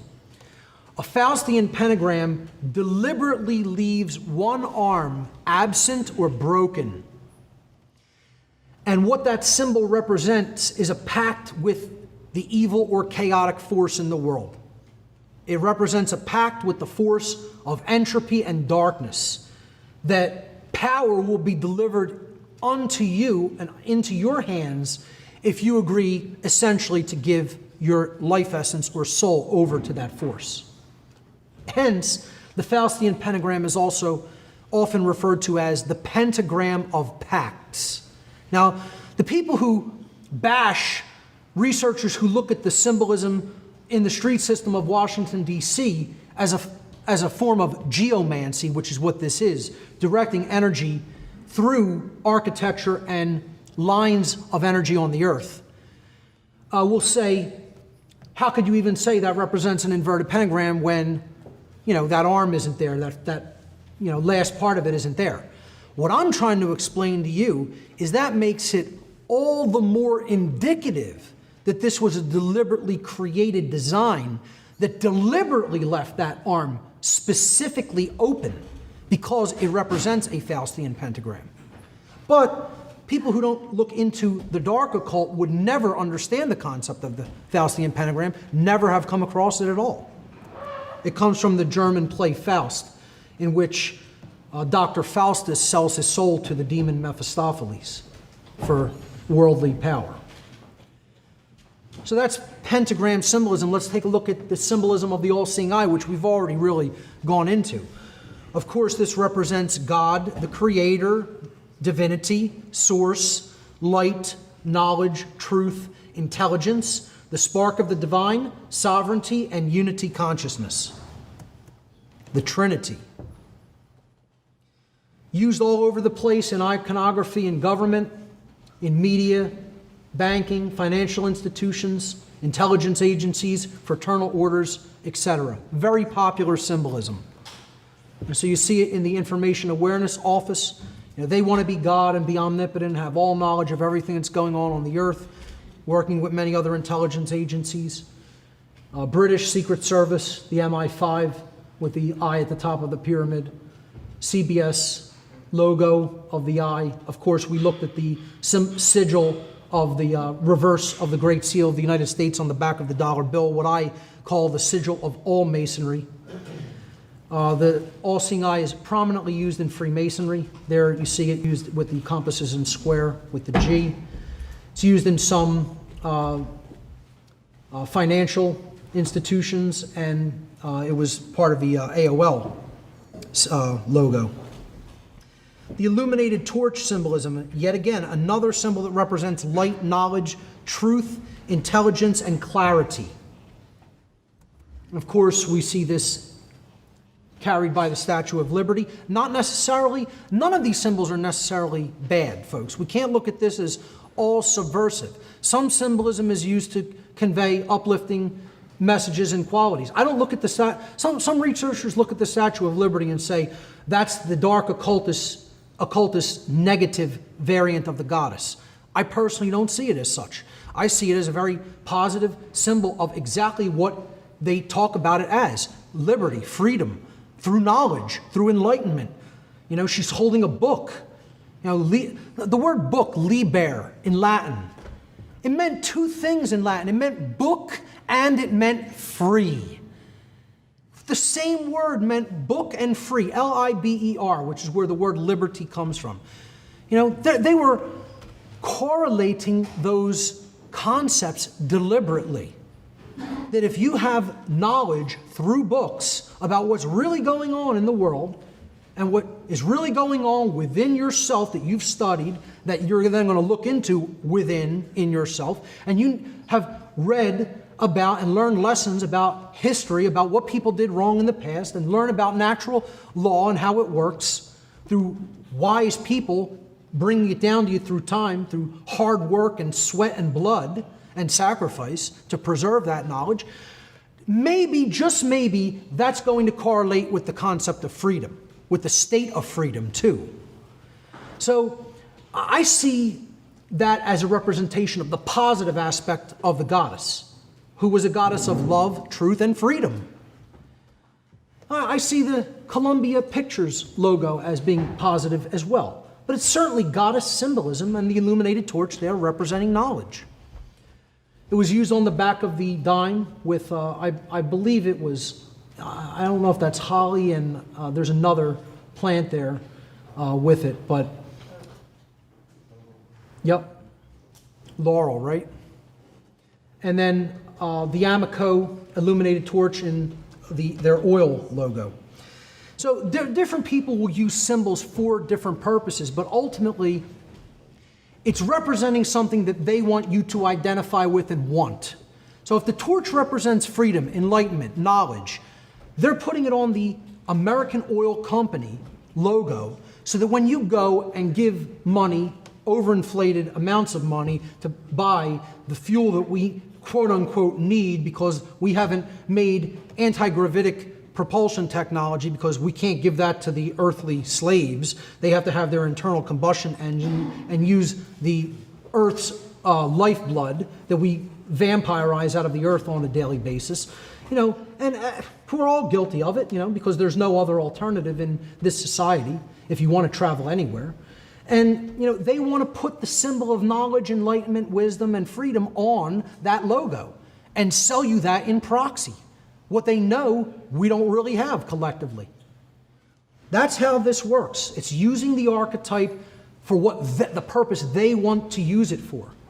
Now, something that I do see as more dark symbolism than anything else, I'm not saying that the owl always represents something that's bad or evil. It generally just represented wisdom, knowledge, intelligence, wisdom, insight, but also secrecy, predation, night, and darkness, because the owl is a predatory bird.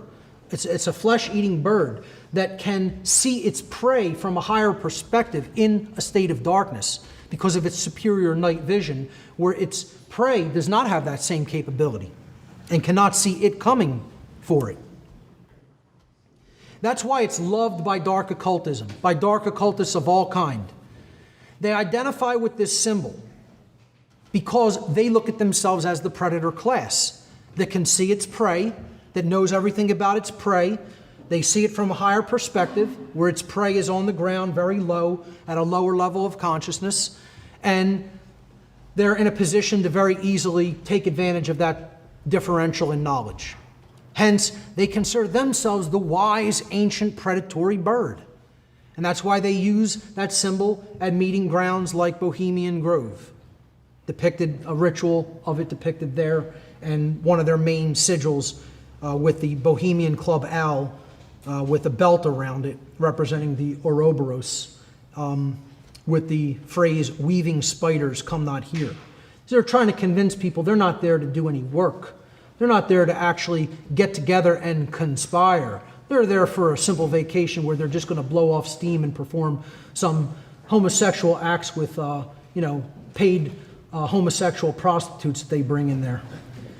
But a big point of contention in some occult research is the owl at the Bohemian Grove. Does it represent Moloch, which is a Canaanite deity from the Levant area and ancient Phoenicia Canaan, which was seen as a bull in that tradition because he represented Baal, an older Phoenician god, Bel or Bill, which then morphed into the Canaanite god Baal or Baal, was often sacrificed, had children sacrificed to it. These burners that they actually created, these huge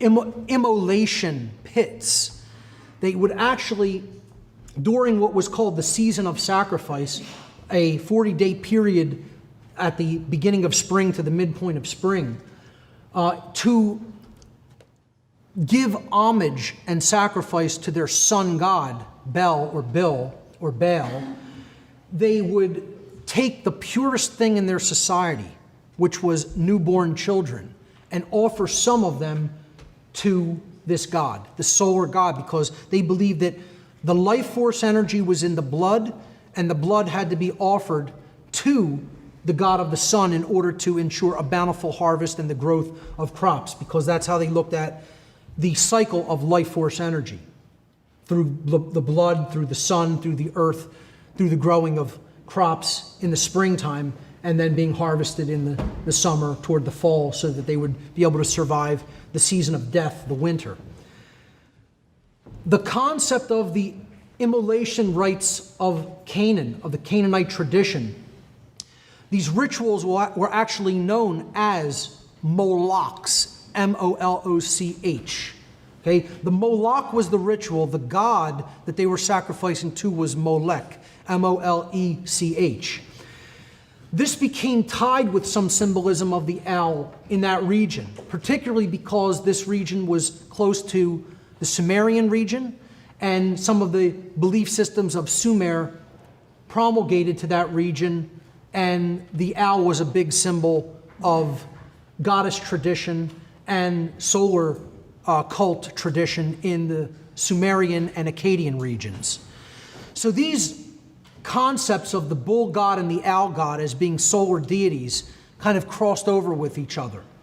And I would say that the Bohemian Grove owl does correspond to Baal. It does correspond to the sun god that they worship as part of this cult of the dark sun that I've been talking about. And they certainly perform a sacrifice ritual to that owl. It's called the cremation of care. They're sacrificing care to the god because they don't want that generative principle operating in humanity. So what do? In effigy, allegedly, they burn a child. It's a male child. And what is the name of that male child in the ceremony, the dark occult ceremony known as the cremation of care? They call the male child dull care. It's a mockery ritual. It's a total mockery ritual. They're saying humanity's care is dull. They can't defeat us. We're burning up their dull care on a yearly basis. And it's cake work. You know, it's a piece of cake for us to do because they don't see us. You know, they don't see what we're about here, what we're really gathered to focus upon. I would say that's just the mock ritual that goes on out in front of the other lower level members to basically focus their energy. I would say, as in all ancient priest class rituals, there was always a real ritual going on behind some fake ritual that was performed up front. But then in what was known as the Holy of Holies through the veil somewhere, probably deeper into the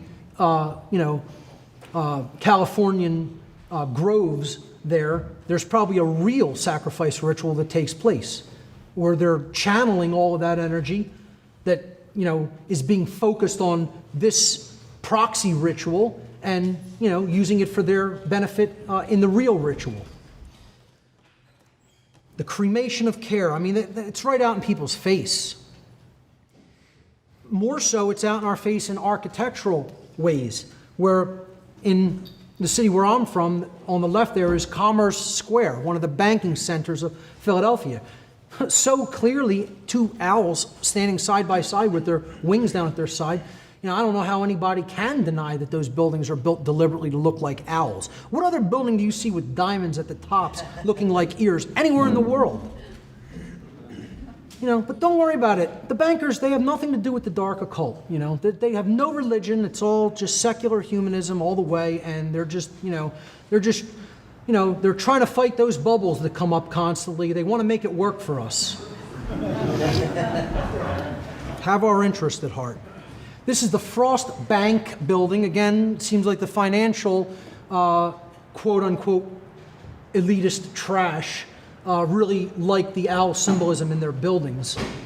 You know, this one, even at night, is even more pronounced with the eyes, you know, lighting up very clearly.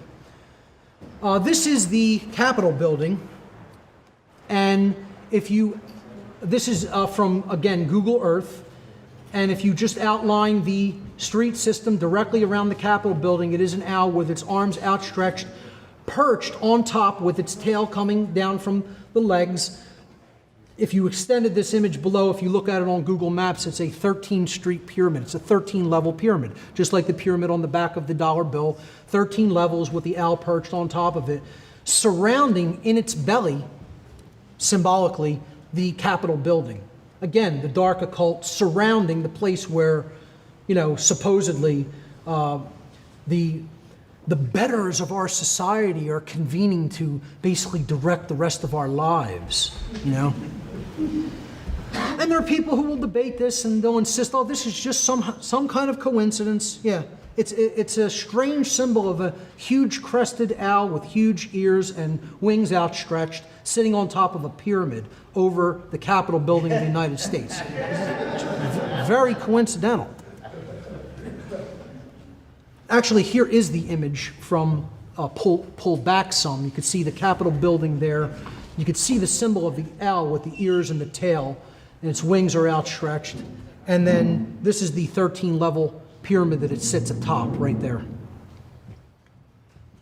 I've done work in my podcast series to actually break down a lot of the geomancy that's embedded in the street system of Washington, D.C. I probably even myself have missed a lot of it because there's so much embedded in it. But this is a map of pretty much the whole D.C. district here. And this is all of the symbolism that's contained in there. You have the inverted pentagram pointing to the White House. You have the sacred feminine egg. You have the phallic symbol, the penis symbol, with a tipped by the huge phallic symbol, the Washington Monument, the pentagonal symbolism with the Pentagon, the owl with the compasses and square surrounding it atop the 13-level pyramid. You have the seal of Solomon, the sun and the moon, the upward pointing triangle and the downward pointing triangle, the chalice and blade intertwined. Another huge inverted pyramid, which is approximately 30 levels, 30 streets. And then over top of that, you have the illuminated torch. That illuminated torch, the road that forms that torch goes around a baseball stadium, which looks like the eye in the middle of the torch. And that's the easternmost position of the city. This is facing east. So there's, starting, it's really like a symbol starting with the will center, going up. This is supposed to be the heart center, then the illumination, the mind center facing east. That's how they see it. They see themselves as those who have the light. And they're throwing it right in our face, and people can't see it. Pine cone symbolism, another very popular piece of symbolism for people who consider themselves, quote, in the know, that they consider that they are spiritually aware and enlightened, they have the knowledge, they are awoken, they have wisdom, and they have transformed themselves spiritually. In many cases, it's the exact opposite. The pine cone symbolism comes after the pineal gland, which is at the center of the head. It's right here, circled in red. It's considered in the midbrain or the limbic system of the brain. It regulates, this gland regulates a lot of different functions within the individual related to perception, emotion, etc. And the gland looks like a little pine cone. It has a lot of blood flow that goes through it, and it's very much attacked as something that they seem not to want to develop or function properly. So a lot of the food, things in water are very much attacked to target this part of the central nervous system. The pine cone literally looks like a little pineal gland. Okay, the pineal gland looks like a little pine cone, I should say. This is called the Court of the Pine Cone, and it is at the Vatican. That's where that pine cone is at. It is surrounded by two peacocks. Peacocks are another big symbol in alchemy. They represent alchemical transformation. Again, the pine cone represents awakening, resurrection, or transmutation, spiritual transmutation. Now, below it, there is a black, empty sarcophagus right down there below on the left-hand side. As you go up these steps in the court of the pine cone to the other side of it, from this image perspective, that's what you will see. And behind it, there is an empty sarcophagus. Now, they're basically throwing this symbolism right in your face. We are the resurrected ones. We are the ones who have come out of darkness and into light.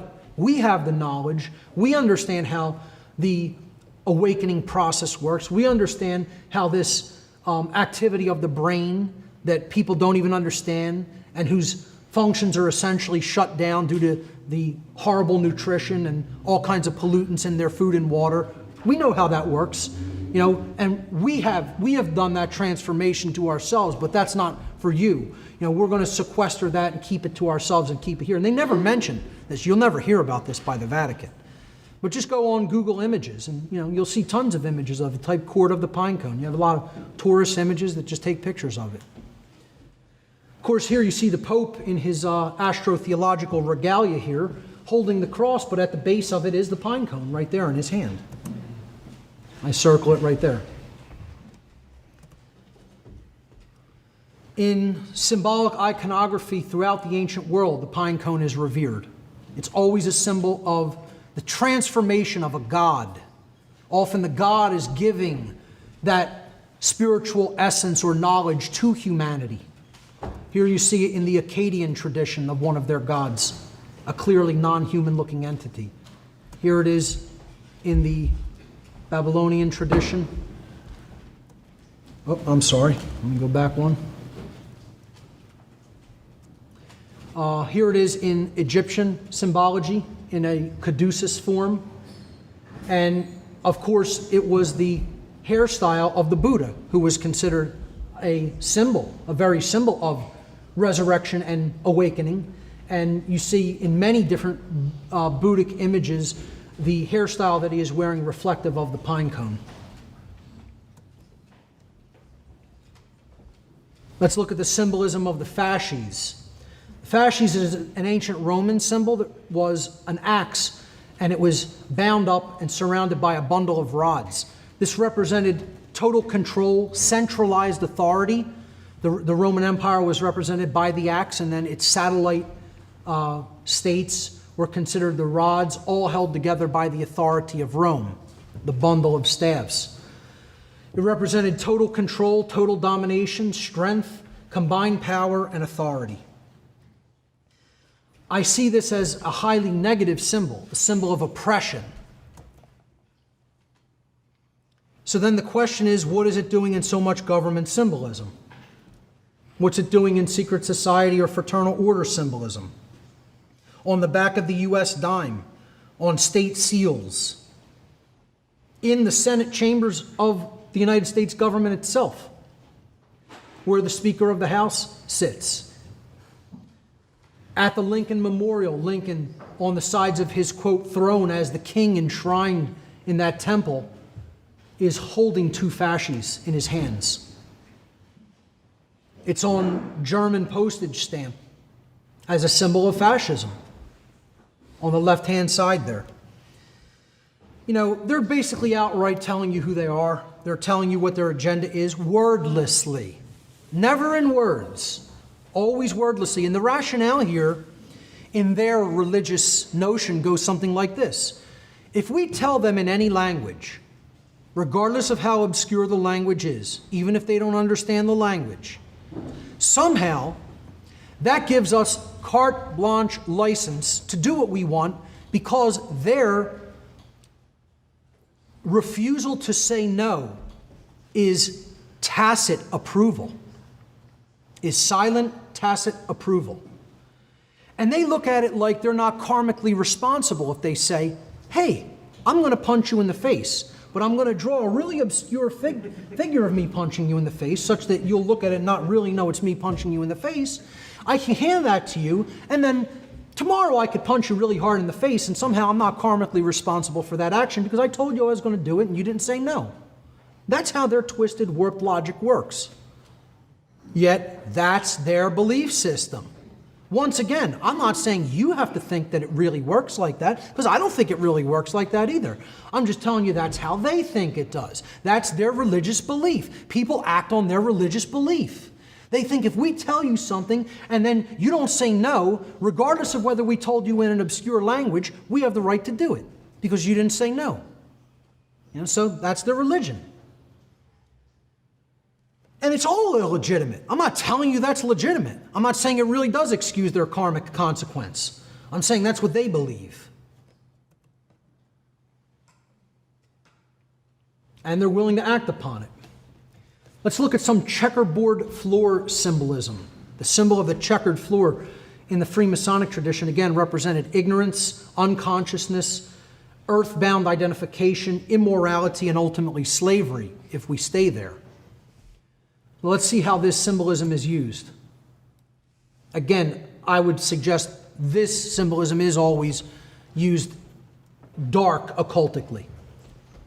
It's used here in the Fraternal Order of Police's emblem, their sigil, in the middle with the pillars.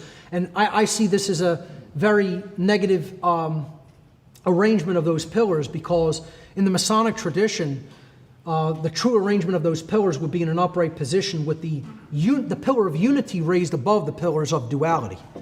So now they're raising the dual pillars over the pillar of unity, which is underneath the checkerboard floor. I see this as raising duality, above unity consciousness. And they're shaking hands on it and saying, we're in the know, the symbol of the eye. I broke this all down in my occult mockery of police and military personnel presentation that I gave at the first Free Your Mind conference. One of the ways they really ritualistically mock these children who don't understand what they're being told at all, and who just, say, hey, give me a paycheck, I'll do whatever you tell me to do. I have no conscience, I have no morality. I take a paycheck to take actions where I don't give a damn whether they're right or wrong. That's what all police are. 100%, all, every one, bar none. Every single one in the history of the world. People won't come out and just say something as simple as that, as factually flat out as that, because they're too afraid they're going to offend somebody's delicate sensibilities. I don't care whose family member's a cop or knows somebody who's a cop.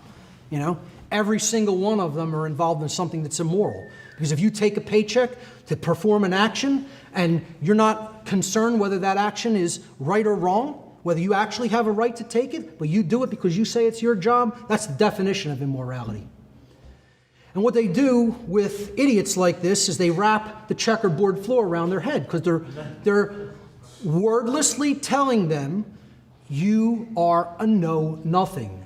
Around your brain, we are wrapping the symbol that means ignorance and slavery. And the lack of understanding of the difference between right and wrong, we're putting it around your brain like a headband, And these people think this is some kind of a badge of honor, when they're basically wordlessly being totally trashed and mocked by the people who designed this system of iconography and symbolism.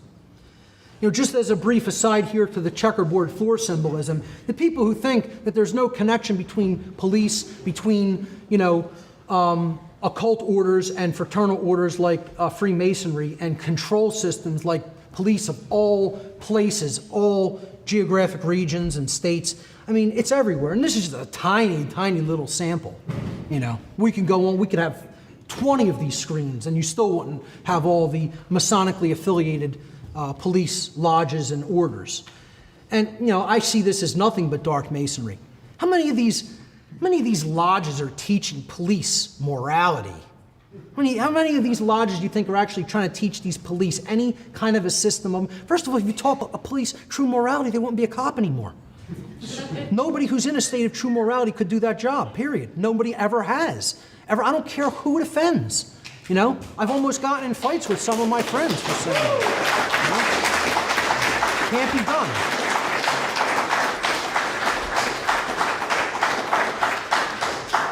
The two are antitheses of each other. Order followers, by definition, are performing an action without first engaging and ensuring for themselves that they know that that action is within the bounds of morality, and they know that they are not harming anybody by taking it, or they're not doing something that they have no right to do by taking that action.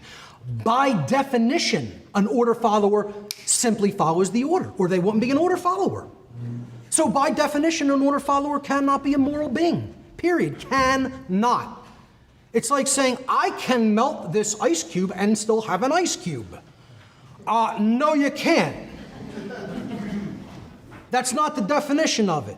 Once you melt it, it's water. It's not an ice cube anymore. So that's what people who try to say order followers can be moral people think. That's their twisted logic. And by the way, this is what's going to be a central, hammering, relentless focus of my work in coming weeks and years. I'm going to mercilessly hammer on the whole order following dynamic.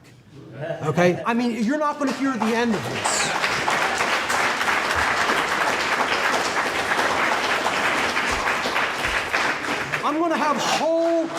I'm going to build whole presentations on nothing but the dynamic of what order following actually is. And try to make it so simple that a 2-year-old could understand it. Okay? So the next piece of symbolism is the hypercube. I think this is the last piece of symbolism. How are we doing on time? I think I'm way ahead in this section. Oh, great. I'm right on time then. Beautiful. Okay.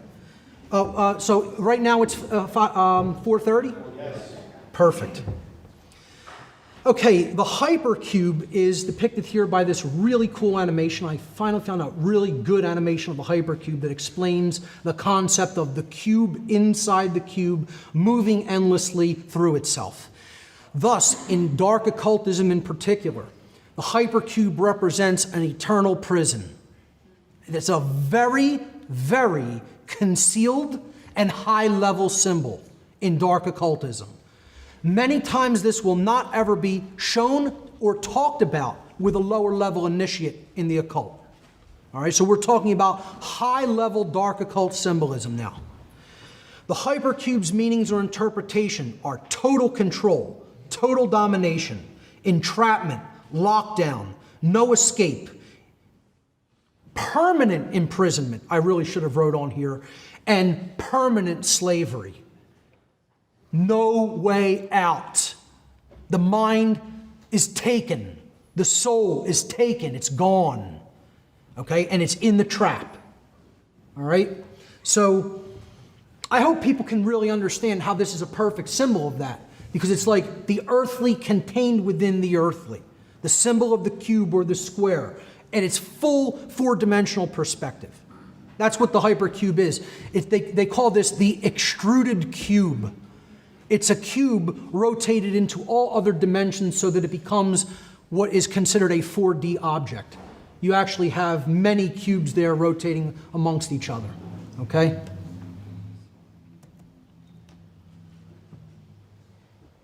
And again, what it represents is dimensionality or densities. If you look at the dot as having no dimension, as just a single point in space-time, it has no depth, width, height, anything. That would be 0D. If we extrude that, if we pull that through one dimension, that becomes a one-dimensional object or a line. If we then extrude the 1D object, it can become a plane. And now we have a two-dimensional object, a plane, a square, etc. Then if we take that and we extrude the square, we have a square here, and we extrude that through another dimension, we get a three-dimensional object or a cube.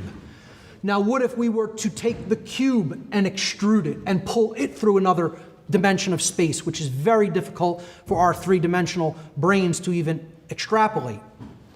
What it would actually somewhat look like visually is the hypercube, or what's known as the tesseract in mathematics. That is a four-dimensional cube, a 4D space cube. Now, in one of its 2D projections, if we rotated this in a certain way, this cube, we would get this two-dimensional projection of the hypercube. And you see that the 2D projection of the hypercube is outlined by an octagon. The outside edge of the 2D hypercube projection in this orientation is the hypercube. So in dark occultism, whenever you see the octagon or you see the 8-pointed star, the two squares laying at a 90-degree angle over top of each other, almost invariably you're talking about the hypercube, and it's just a two-dimensional projection or variant of the hypercube. And I'll show you what I mean by this. Okay, the first thing is the hypercube in its octagonal projection is used by the police, particularly here in America. Cops wear this really strange 8-cornered hat. It's an octagonal hat, and it's black. And they're putting this once again on their heads. See, the dark occultists who design this stuff and who understand what it means symbolically and understand what it projects energetically always target the brain. You know, they're not taking body shots, they're taking head shots. Okay? So they put this symbolism on the head of the person who's doing these jobs. So here's the 8-cornered hat from overhead. It's clearly an octagonal shape. The stop sign put on every American street corner, the red octagon. It's a symbol of the hypercube. The word stop carries a vibratory energy. You know, first of all, at 90% or more of the places where a stop sign is embedded, you don't need a stop sign. First person who gets there goes. When another person, if they get there, it's 1 and 1, you know? That's how you basically do it in any street system in any major city anyway. I always fail to understand the logic of people who can't get that concept of the 1 and 1 of trying to, you know, I see them all the time in South Philadelphia, unfortunately. Usually they're from out of town though, but you know, this symbolism is rich in police. This is where they use it the most. Now, when you look at what the hypercube symbolism means, again, it means total domination, total control, enslavement, entrapment.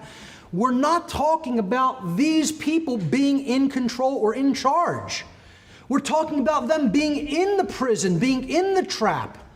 They're the ones who are being ruled by the symbolism. You know, they think they're the people who are in control, who are making decisions, who are controlling other people. These are the perfect house slaves who are ruled by the real dark occult masters who are putting this satanic symbolism all over their bodies. And they don't even know it because they're so stupid. Literally, I mean, look, I'm just going to say it like that, folks. I don't care who gets offended in the room. I don't care who gets offended out there in internet land. You know, these people are stupid. They haven't seen the inside of a book since they were like 5 years old. You know, they don't read. These are people who don't read, period. I'm not going to be ruled by people who don't read, not in this lifetime. You'll take me out of this life, but I'm not going to be ruled by it.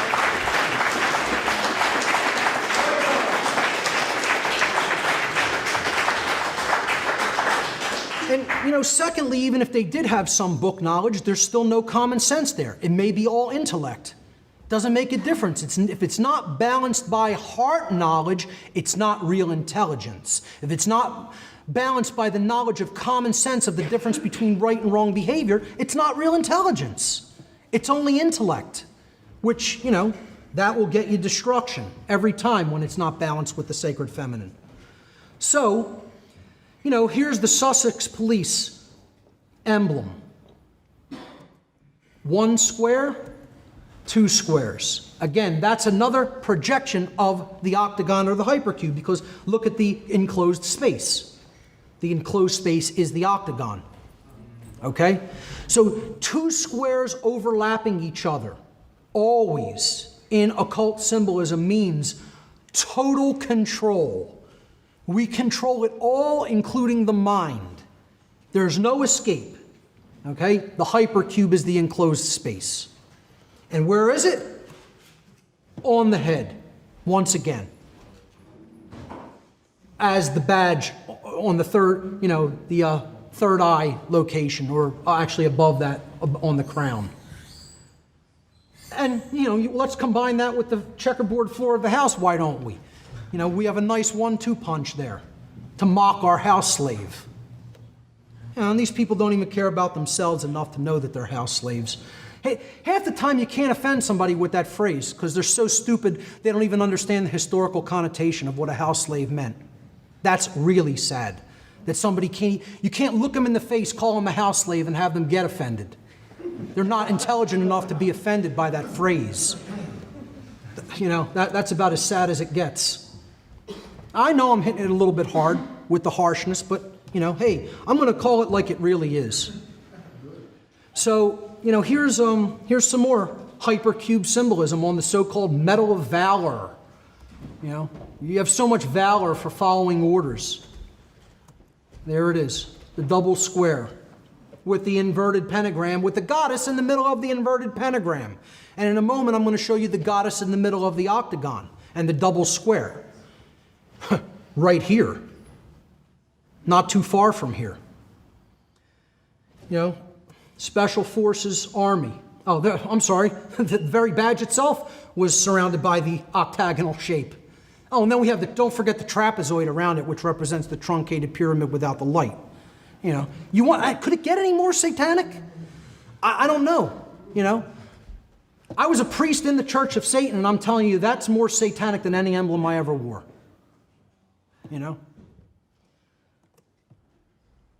Around Fort Knox, enclosing the gold, symbolically the alchemical gold. You know, it's the gold bars that are no longer there, but you know, we're going to enclose the whole place in the octagon. Again, it represents security, lockdown, etc.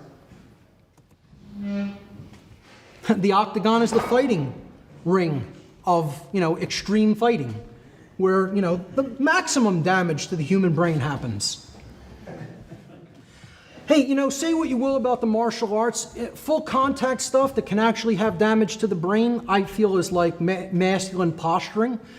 I understand it's a competition of force, but, you know, at some point, you know, if aggression comes my way, I'm not about trying to prove I'm the better fighter, you know. At that point, if it's about your freedom and your life, it's about taking the other person out. That's it. And it's not about proving anything to anybody. You know, it's about, at that point, am I the better shot than you? You know, so it's used in security systems constantly. It's probably the main or only shape that's ever used in security systems anymore, because they use that archetypal symbol of the octagon or hypercube to represent that total lockdown. Now, very close to here in Manchester, just in Hartford, this is the Hartford City Hall. It's a huge phallic symbol. Underneath that huge phallic dome in this temple, and I'm telling you, it is an elaborate, ornate temple, this place, if you've never been to it. Art took Barb and I there yesterday for a little tour, and the architecture is impressive. Okay, it's beautiful. But when you step into it, you realize you're in a satanic temple, you know, because here they have the goddess right underneath that huge phallic symbol of masculine energy. She's encased in that phallic symbol and the energy that's within it, representing masculine domination, the law of man. And what do we have down at the bottom there, folks? The double square surrounding the goddess's platform. Yep. There it is, taken from above. You have the sun and the moon encompassed in her base there, and she's standing on that pedestal, and the double square surrounding her. I couldn't obviously reach out far enough to get it directly overhead, so it's slightly skewed, but you can clearly see the two squares.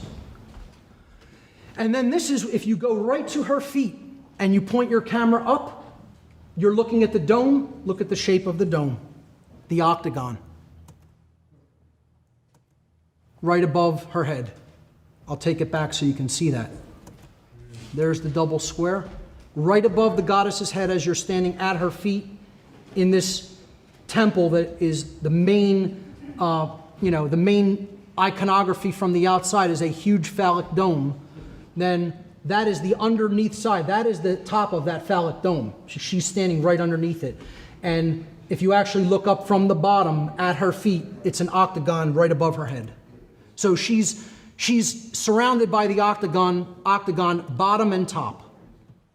But there's nothing to that. It's just, it all just worked out that way because of the architecture. No, they didn't plan any of the architecture for this building or hire some of the best, stonemasons and stoneworkers probably in this whole region of the country. It's all just accidental. They happened to put the goddess there. They happened to put the double square around her. They happened to put her inside of a big phallic symbol. They happened to put the octagon directly over her head. All just happened that way. That's called coincidence theory at its finest.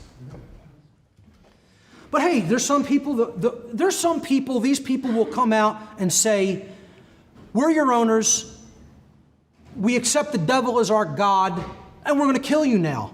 And they'll still say, I don't believe it. That's how broken their brains are. That's where we're at. That's the level of denial that we're at. Because when a species becomes so sick, they start to go into the level of denial. I'm not sick and dying. I'm not being eaten by evil entities. No, that's not happening to me. That happens on other worlds. It doesn't happen here.